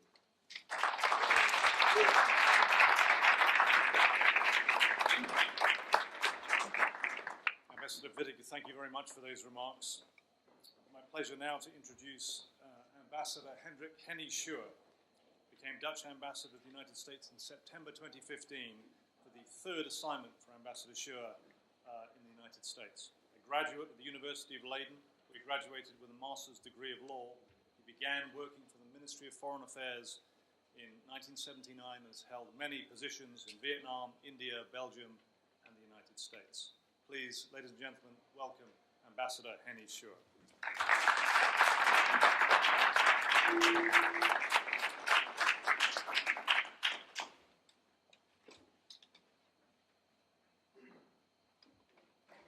Thank you very much, Rob. Thank you very much, Peter. Thank you very much for the people who talked to us in the morning or in the early afternoon. Thank you very much for all of you for coming. For my take a little bit, or the Dutch take on the Marshall Plan. And it's an appropriate moment, as Peter said, 70 years ago, the final signatures were set or were put here on the document. And I can tell you, within 10 days of those final signatures, the first ship bound for the Netherlands, the HMS Noordam, left the port of Galveston, Texas, and arrived on the 26th of April in Rotterdam. And you might see on YouTube the little clip of the people in Rotterdam and the people in Hoek van Holland, which is the entry to the port of Rotterdam. The fireworks at 3 o'clock in the morning when the ship arrived. And the ship was filled with wheat. And in good Dutch tradition, the government sold the wheat and pocketed the money. No. Didn't pocket the money and used the money for other works in the Marshall. It's good to remember how the Netherlands came out of the Second World War. We were liberated for the South in 1944. Then you have the disastrous battle around Nijmegen-Arnhem, which was lost by the Allies, and the country is split. The North still remains occupied, and the South is free and liberated. And the North is punished heavily for what the Nazi occupiers see as the help given to the Allies. The North is stripped of all its industrial activity, is brought to Germany to help with the war effort. The North is also stripped of everything that's edible. For a country that is now the second biggest agricultural exporter in the world, only after the United States, it's hard to imagine that in the winter of 1944 and 1945, more than 22,000 people died in what we call the winter of hunger, the hunger winter, because of lack of food.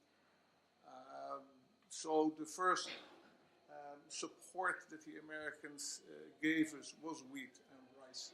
And actually, the first one to receive that support was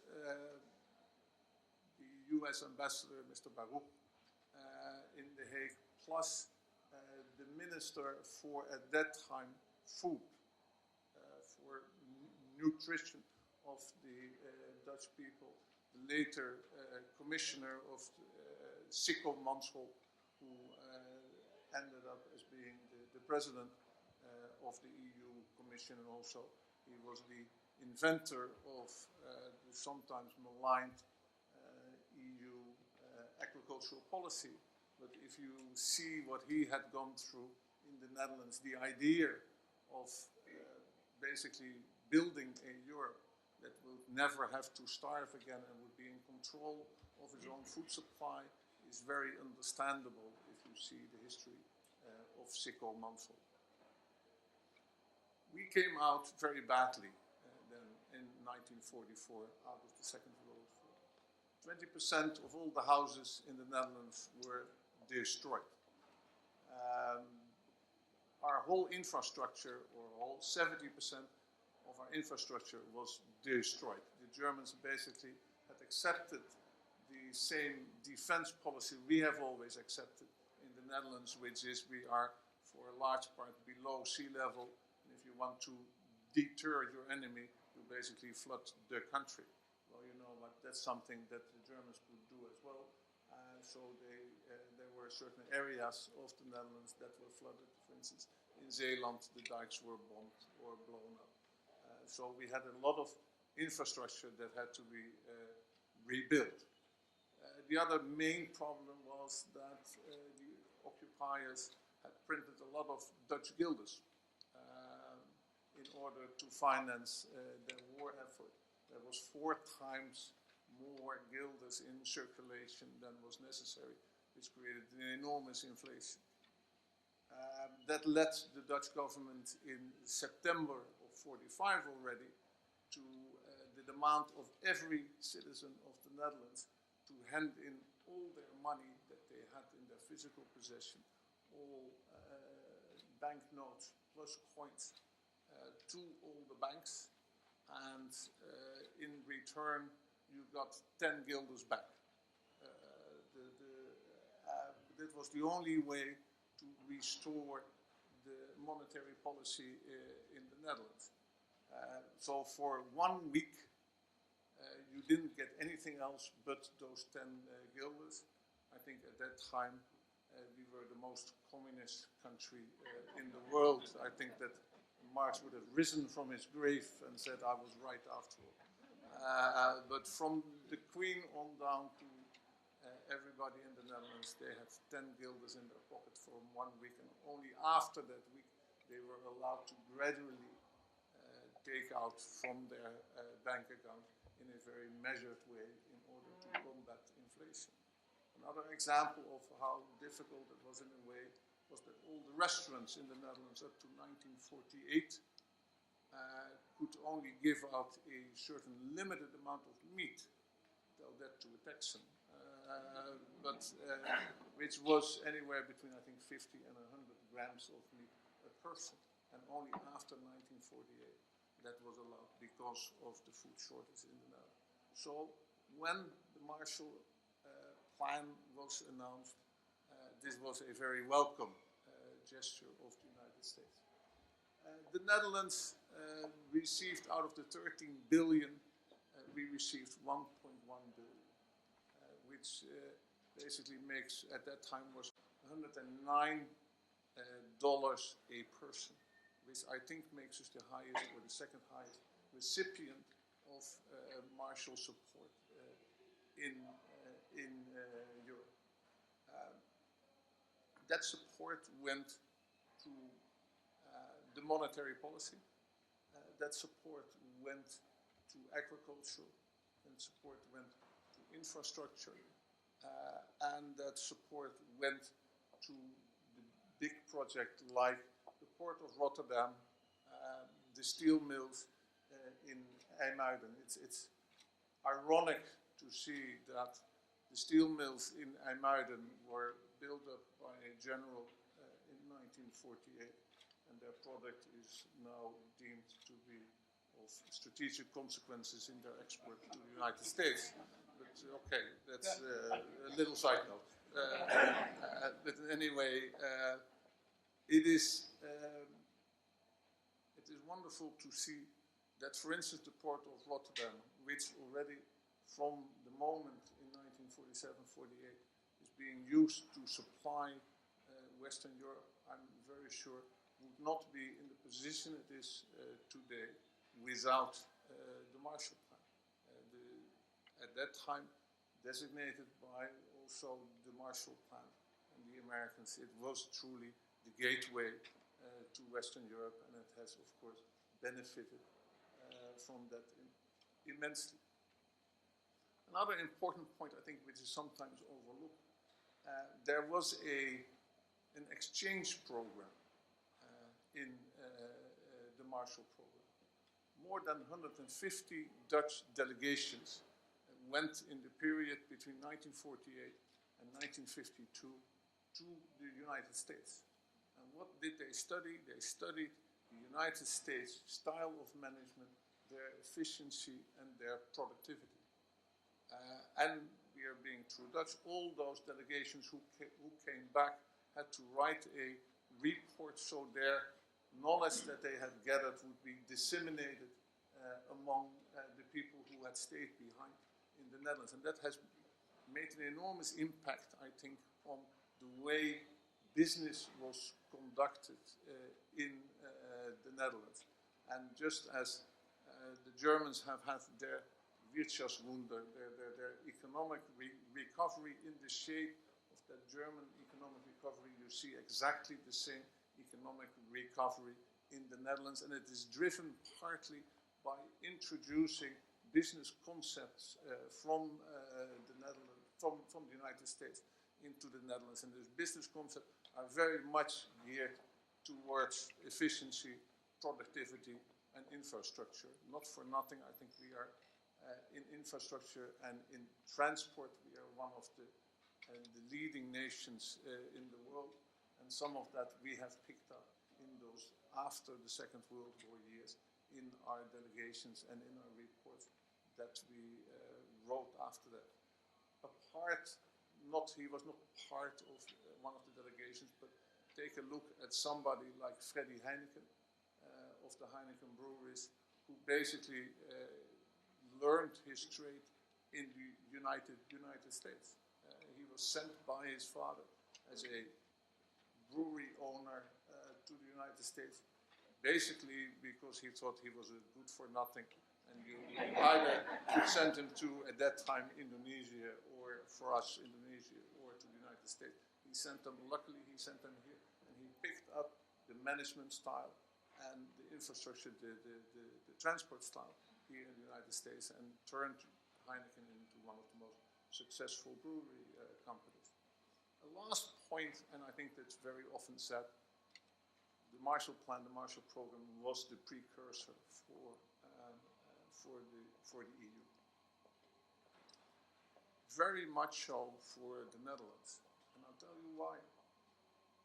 When the call for proposals came to the countries who, in the end, would receive the Marshall Program, the Benelux, Belgium, Netherlands, and Luxembourg decided to answer that call together. The Benelux had been established in 1944 by the three governments in exile in London. And they saw this opportunity, this moment, as an excellent opportunity to present themselves as the Benelux. It's really the first time that you see the Benelux acting together. I won't say it wasn't without the usual problems in the Benelux, because we had to fight in order to find a compromise on the proposals, but it was a fantastic precursor for us in the Benelux to formulate our policy, and we for the first time presented proposal together, and I think that was something that bound the Benelux together. It was the first time that you really saw the Benelux in action. And the Benelux was all about what later the European Union would be, a free movement of persons, of goods, and of services within the boundaries of the Benelux. And we had this little incubator in the framework of the Marshall Plan in order to work out ideas, to put our ideas in practice. And when in 1957, Treaty of Rome, 1958, this was being able to put into practice, we could point to the advantages and the experience we have had within the framework of the Marshall Plan. So for us in the Benelux country, this was truly a precursor and a truly fantastic step to come into the European Union. Finally, in closing, people very often say there are two things: is winning the war and winning the peace. And Marshall was the one who did both. He won the war, he won the peace. I think that the Marshall Program shows that how difficult winning the war is. You win the war and then you have won the war. You declare your victory in war. I think winning the peace, you never can declare winning the peace. Winning the peace is a battle forever, and it goes on as long as you will be alive. And I think therefore we have won the war, and we will never win the peace. Winning the peace will be a transatlantic battle that will last for as long as we live and our children live. And I, for my country, which is a trading country, and a country with a history of this country going back to 1609, we have been friends for more than 4 centuries.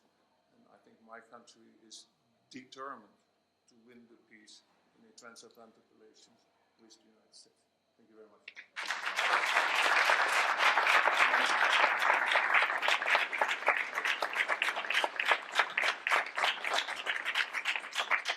Ambassador Schuwer, thank you very much for those remarks.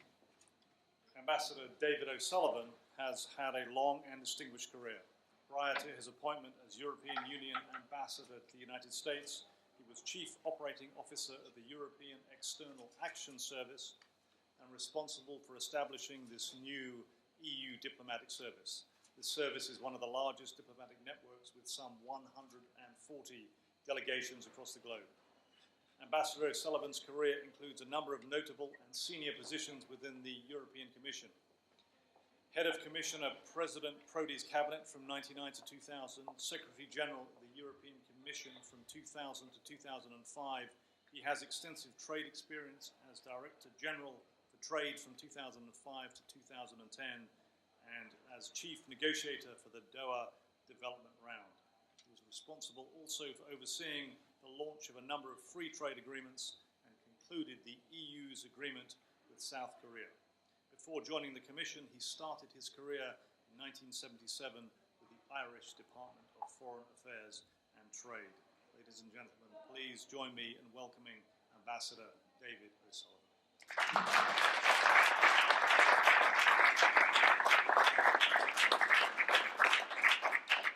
Well, thank you very much, Rob. As I heard Steve Hadley say one day, almost everything has been said, but not yet quite by everybody. So I'm going to add my remarks. Firstly, I'd like to thank very warmly the organizers of this event. It is indeed extremely fitting that we continuously remind ourselves of the enormous achievement for diplomacy that was the Marshall Plan. Of course, I have the impression, I was saying to someone last night, last year was a time of anniversaries. It was the 100th anniversary of the US entering the First World War. It was the 70th anniversary of the announcement of the Marshall Plan, and this year is the 70th anniversary of the implementation of the Marshall Plan. The 65th anniversary of the establishment of diplomatic relations between the United States and the then European coal and steel community, and the 60th anniversary of the signature of the Treaty of Rome, which was, of course, the successor project of the Marshall Plan. This year, we simply have 2 anniversaries I'm aware of, the real anniversary of the Marshall Plan, and of course, the 100th anniversary of the end of the First World War, which, as we know, was one of 2 European civil wars that reduced our continent to the rubble that Wess Mitchell described, but also became a global conflagration, and people in Europe were determined after that event to say never again. And we were helped in that enormously by the wisdom and statesman-like behavior of American diplomats like General Marshall. As Henna said, winning the peace.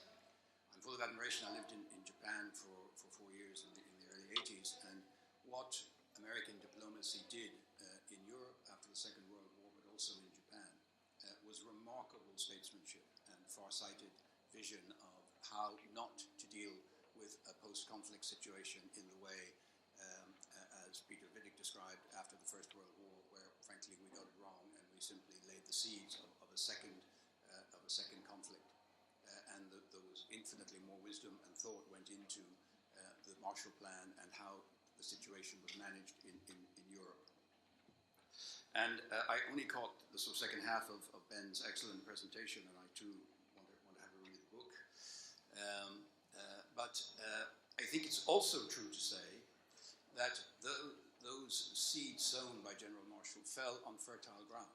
So I think the Europeans also take some credit for the way in which we did not squander the opportunity and we did not squander the sacrifice, neither the sacrifice of your servicemen and servicewomen in 2 wars, nor the financial sacrifice of the money of the Marshall Plan, which provided an economic boost to the continent and enabled us to rebuild. But also there was wisdom and vision on the European side. People who came from the prisoner of war camps, came from the concentration camps and said, we have to find a new business model. We have to find a new way of working together on this European continent. And that was helped greatly by the impetus of the Marshall Plan to say, you Europeans have to work together. And that indeed, as we discussed and Ben explained, gave rise to the Committee for Economic Cooperation in Europe. I think I've got the initials slightly wrong, but which in turn gave rise to the coal and steel community, which in turn gave rise to the European Economic Community, which is now the European Union. And I know that in America sometimes people don't fully understand, sometimes see the European Union as some kind of bureaucratic construct. It is in fact a profoundly political construct, which is a project of peace, of freedom, and of prosperity. We have had 70 years of peace on the European continent, with the tragic exception, of course, of what happened in the Western Balkans, but we've had no major power conflict for 70 years. You have to go back almost to Roman times to find an equivalent period of peace on the European continent. Freedom, because it is a union built on democratic principles, rule of law, human rights, and that is solidly anchored, and that has developed down the years, permitting a haven for the countries emerging from totalitarianism. Greece in 1981 after the colonels, Spain and Portugal in 1986 after Salazar and Franco. It permitted the relatively painless reunification of Germany, because the treaties actually foresaw that Eastern Germany was considered a part of Germany for the purposes of European legislation, and after the collapse of the wall, it was much easier to bring Eastern Germany into the European Union than might otherwise have been the case. And of course, it provided a unique magnetic north for the countries of Central and Eastern Europe after the collapse of communism and their liberation from the Soviet Empire, a way in which they could move from that totalitarian system to be the Western liberal democracies based on the rule of law that we now know. I don't think the European Union can claim credit for the collapse of the Berlin Wall. I do think it can claim credit for the fact that that collapse did not lead to chaos and conflict, but indeed the orderly transition of those countries into what is now the European Union of 28 countries, perhaps to be 27 next year, apparently. And finally, prosperity, because the European Union is one of the three largest economies in the world, a single market of 500 million people. When I first came here, I used to say we were the largest economy in the world, and America and China were battling for second and third place. Exchange rates and other events mean it's more up and down, but let's just say it's one of the three largest economies in the world, and even after the departure of the United Kingdom will remain so. And no country in the European Union is less well off now than when it joined the European Union. In fact, all our countries, even those that have gone through the most difficult times after the financial crisis, are substantially more prosperous and more economically successful now than they were when they first joined the European Union. And finally, I think it's been a force for good in the world. The European Union, we have paid it back some of the debt that we owed. The European Union and its member states were the largest contributors of official development assistance in the world. 60% of global development assistance comes from the European Union and its member states. We're also the largest donor of humanitarian assistance globally. So I think we have not neglected either our global role in all of this. I know that it's felt we don't spend enough on defense, and that's probably true. Of course, I come from a country that isn't a member of NATO, but it is a NATO commitment. But I would just make one observation, and it's a small one. It's not to say that we shouldn't, and I think we accept that we have to do more and we have to take more responsibility for our security. But you know, the problem with defense expenditure in Europe is that we used to spend money on armies to fight each other. So it's not actually a very popular vote getter to sort of go out and say, we need a bigger army, because people can say, well, sorry, what are we going to use it for?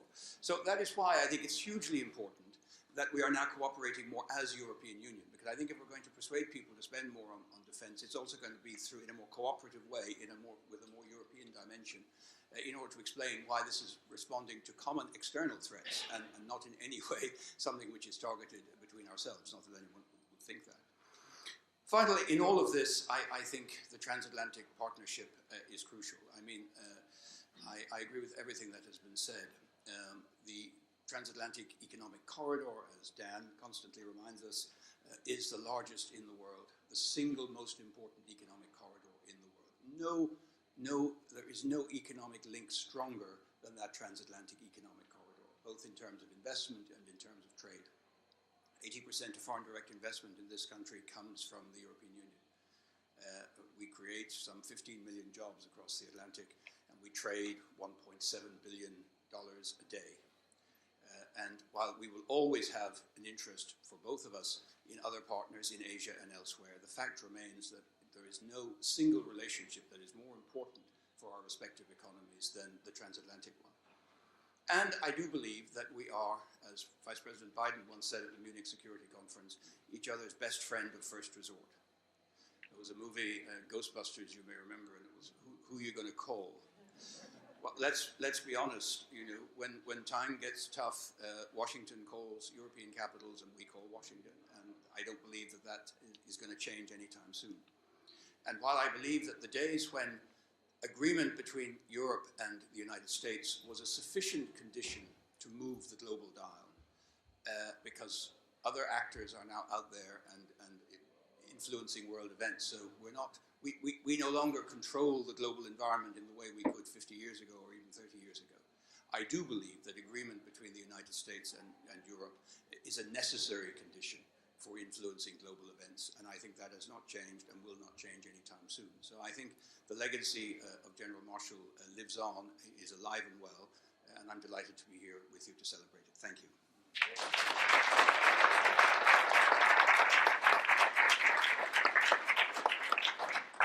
Ambassador O'Sullivan, thank you very much for those remarks. We are now going to move into the Q&A session, and we're going to actually, moderated by Ambassador Pickering, take questions from the floor. Ambassador Pickering is a career diplomat, now retired. During a long, productive, and successful career, he served respectively as U.S. Ambassador to the Russian Federation, to India, to Israel, to El Salvador, Nigeria, and Jordan. He served also as Undersecretary of State for Political Affairs from 1997 to 2000. He was the U.S. Ambassador and representative to the United Nations in New York, where he led the U.S. effort to build a coalition in the UN Security Council during and after the First Gulf War. He has held additional positions in Tanzania, Geneva, and Washington, including serving as Assistant Secretary of State for the Bureau of Oceans, Environmental and Scientific Affairs, and as Special Assistant to the Secretaries of State William P. Rogers and Henry A. Kissinger. He serves on a number of not-for-profit boards, including, we are most proud to say, the Council of Advisors of the George C. Marshall Foundation. Ladies and gentlemen, please welcome Ambassador Tom Pickering.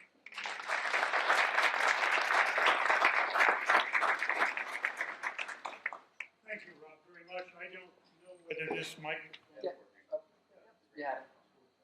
working. It'll take a technical genius to repair this.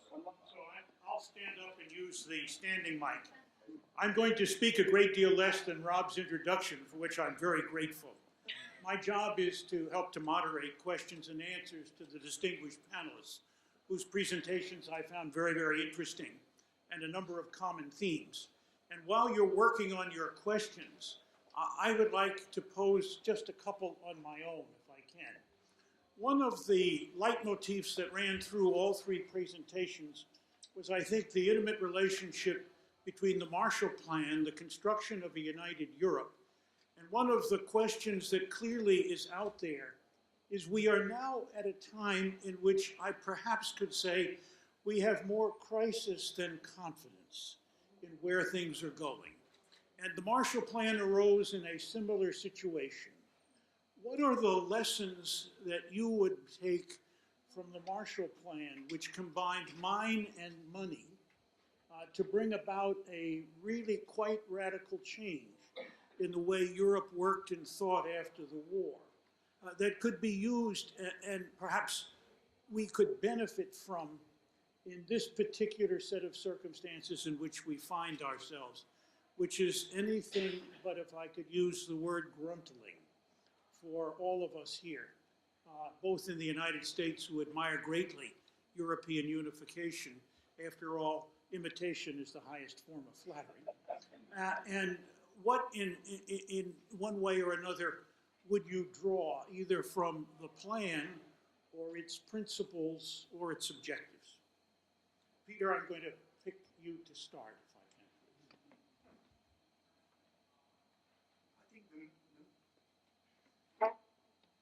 you want to use this mic, it's perfectly free. No. The experts are pushing the button, but they have the same result.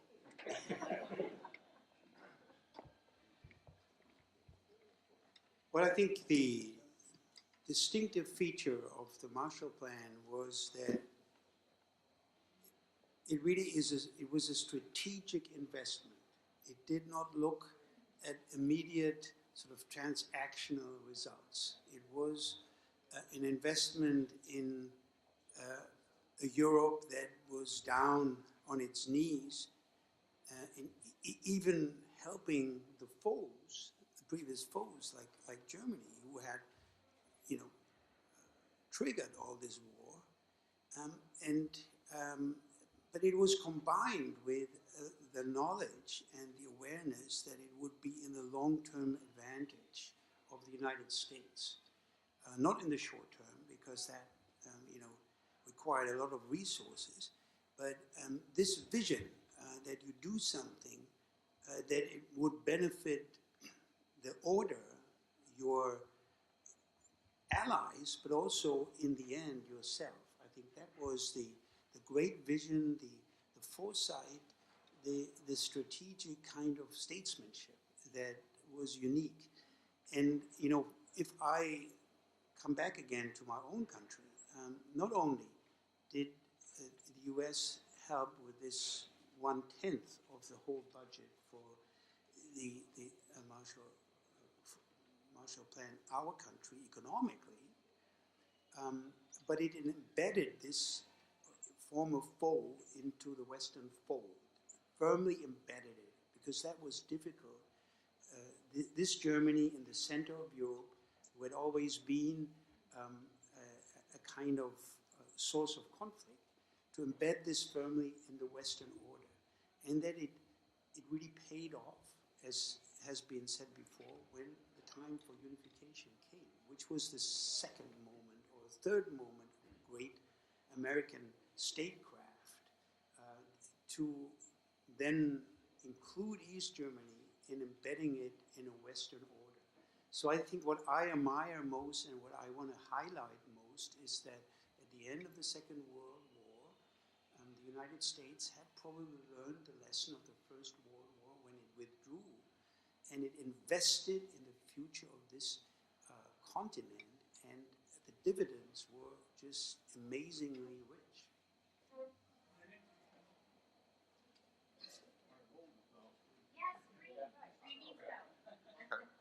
If I hold it, it probably works. Okay, no. You don't. Okay. Oh, look. Without hands. I think it has been said before. I think the importance of the Marshall Plan is not only the money, or not the money, it's the plan. By 1947, 1948, in any case, my country was back on its economic level pre-war. We had rebuilt partly our country. And then on top of that comes the extra influx of the 1.1 billion, which is now something like probably 11 billion, which has helped us greatly. But what I said, two things. That is the plan itself, which has a large emphasis on resilience of the Europeans themselves. You know what, this is the money, you do it yourself. You come up with a plan, you come up with the plans, and you submit them to Paris, and we will discuss the plan. I think is extraordinarily important. And secondly, this was the beginning of a long-term commitment of the United States to rebuilding Europe.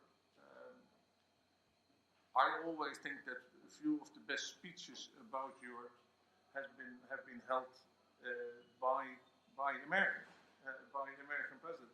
We need in Europe a catalyst from time to time to remind us that we are a unique experiment, and it's always somebody from the outside who has to tell you what is in the balance. So we in Europe only come to a final decision when it's 5 or 2 minutes to when we are almost drowning, only then are we able to come to a decision that very often, I think an American or an outsider can give us a longer term perspective and a longer term plan.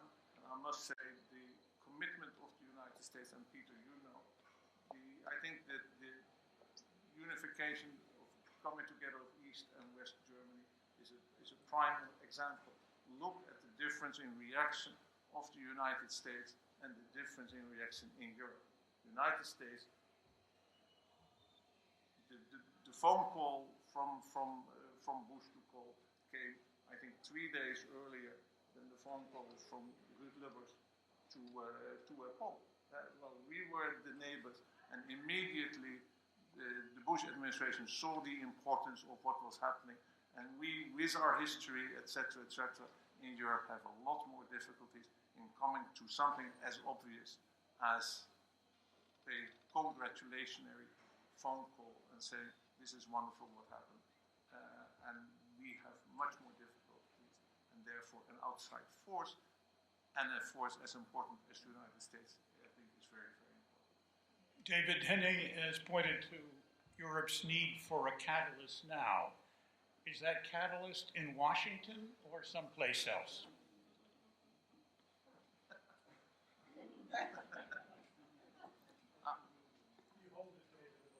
No, hands-free so far.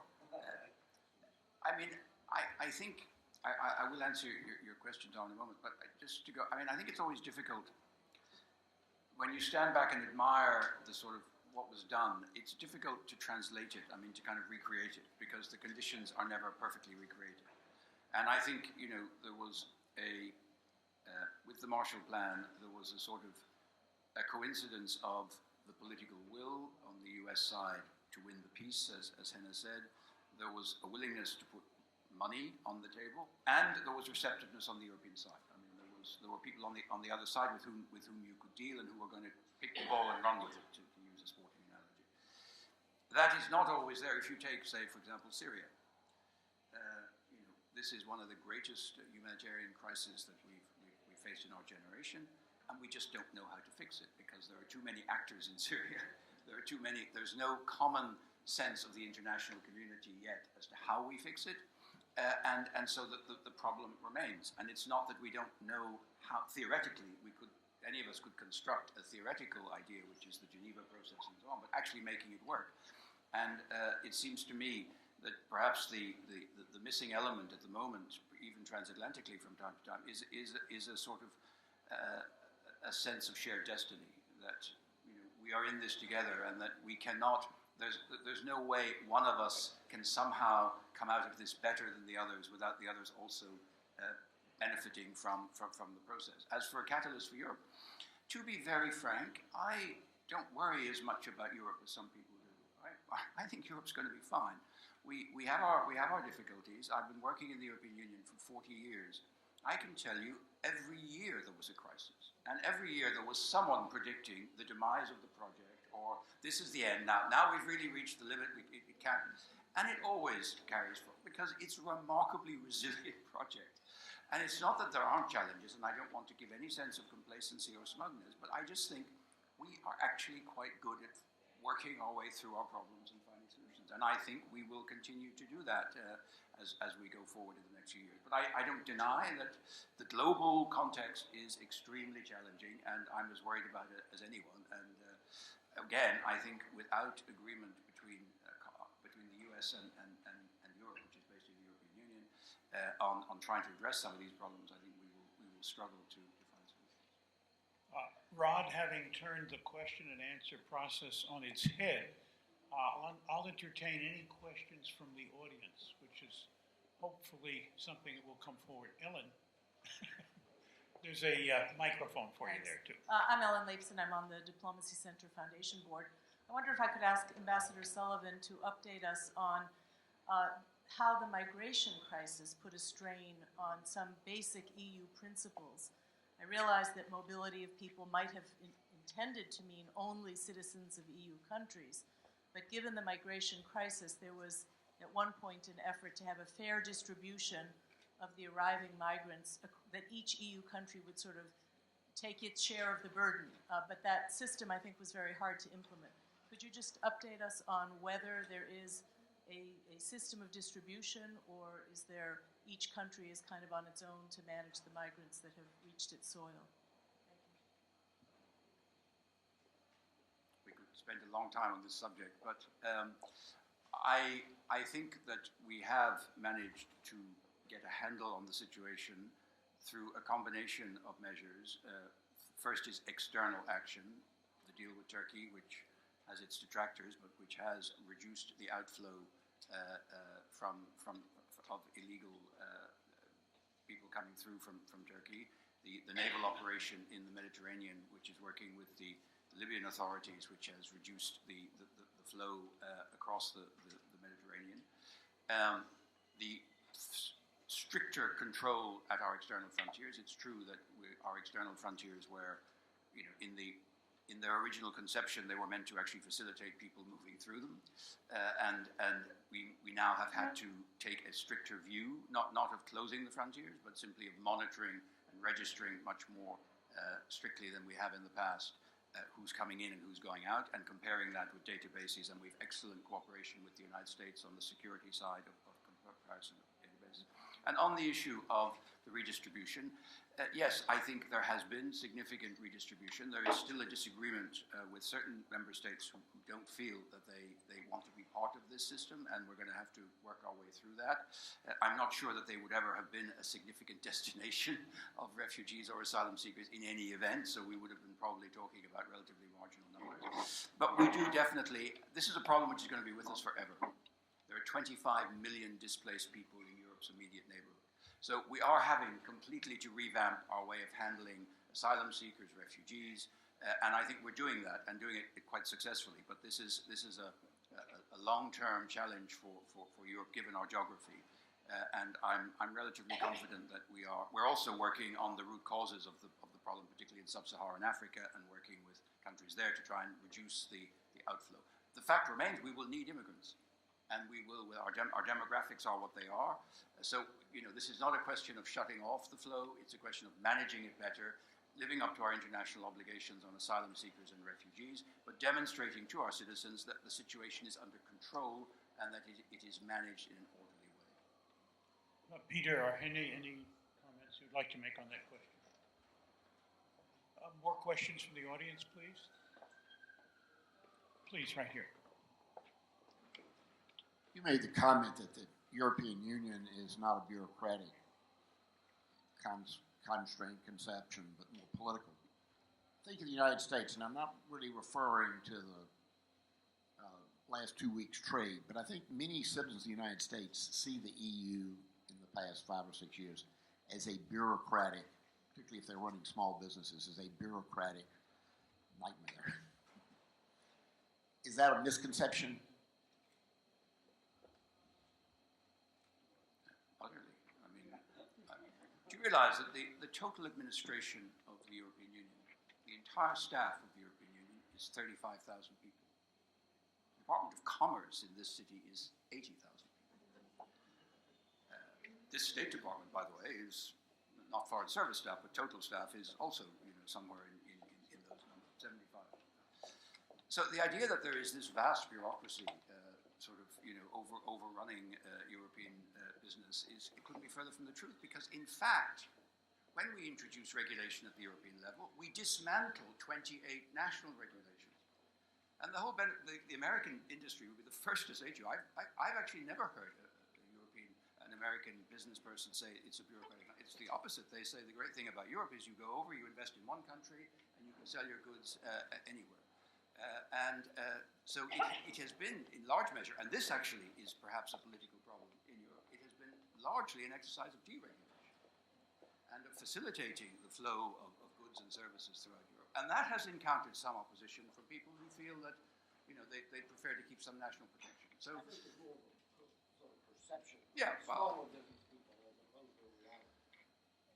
look, I can't comment except that if that's the perception, I mean, it's never easy for small businesses, by and large, don't export. That's a problem in Europe, and it's a problem here. And it's true that exporting to an environment with which you're not familiar can require an investment of time and effort in understanding what the requirements are and so forth. We actually do try and facilitate that for small businesses wanting to export to Europe. But so I can't speak for the experience of some small businesses, but all I can say is that I think one of the benefits for America of European integration has been the creation of this very large market from which your companies benefit hugely, either through investment or through trade.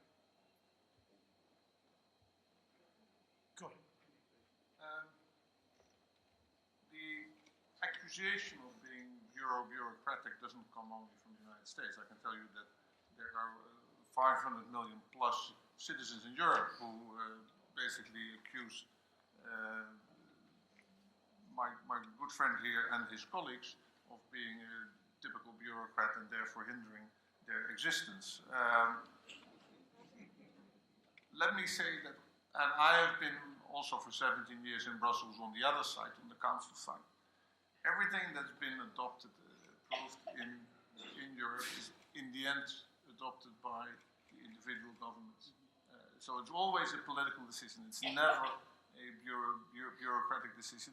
And it's also not so that there is one, in a lonely corridor in the Commission building, there's one civil servant who thinks, well, this is a beautiful day for an environmental directive. Let's write something about bananas or whatever. It doesn't happen like that.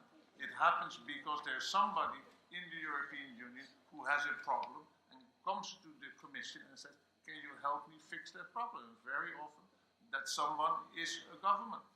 So we are not bureaucratic, and I think what happens instead is you get a one-stop shopping. You get a single form you can fill in at the border of the European Union, and you get through the whole of the European Union. I think the alleviation of bureaucratic hurdles has been enormous, and I don't think that Brussels gets enough credit. Peter, anything to add? Well, just to add that sometimes the European governments are sinful themselves in projecting that image. If something goes wrong in their own country, they say it's Brussels.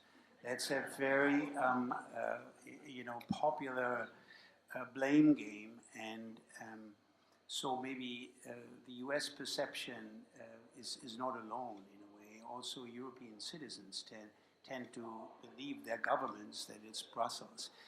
But in general, I think that's our experience here as European ambassadors serving in this country.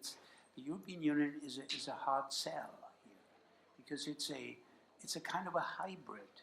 It's not an entirely multilateral organization with pooled sovereignty, nor is it 28 fully sovereign member states. It's something in the middle with a difficult architecture. There's a president of the Commission, there's a president of the Council, and there's a president of the European Action, Foreign Service.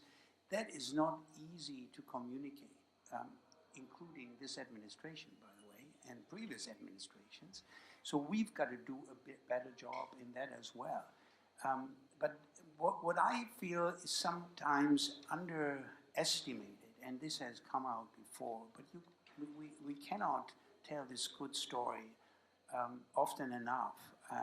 Europe is not just an economic club that is maybe less efficient as it should be. It's not just a single market. It is a peace project.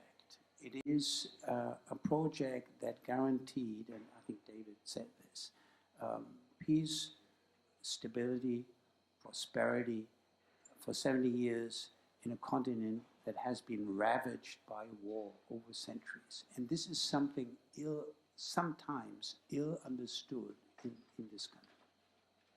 Just let me add that the U.S. benefits enormously from the fact that we not only can trade widely in Europe, but Europe is no longer a factory producing wars, which we end up going to. And it's important. Let me thank the panelists very much. We're a little bit over time. I'll call on Rod to close the session, but I would thank you for your applause for my fellow panelists, who I think have done a magnificent job.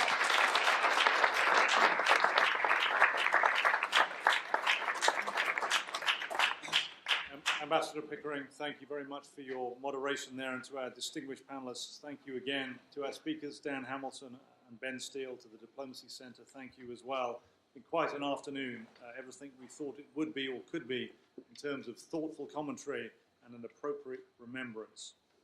Secretary of State George C. Marshall presented those ideas for the European Recovery Program in those incredible 11 minutes at Harvard University. During the ensuing 10 months, however, he traveled the length and breadth of the United States, convincing Americans to support this idea. He testified before congressional committees and subcommittees some 100 times, persuading a somewhat reluctant Congress to fund the ERP. None of it was easy. None of it was something of a moment. Marshall, of course, never shied away from those hard jobs. Today, this afternoon, we have honored 70 years later what many regard as one of the greatest achievements in US foreign policy. Thank you all for being here with us today, and this concludes our program. Thank you.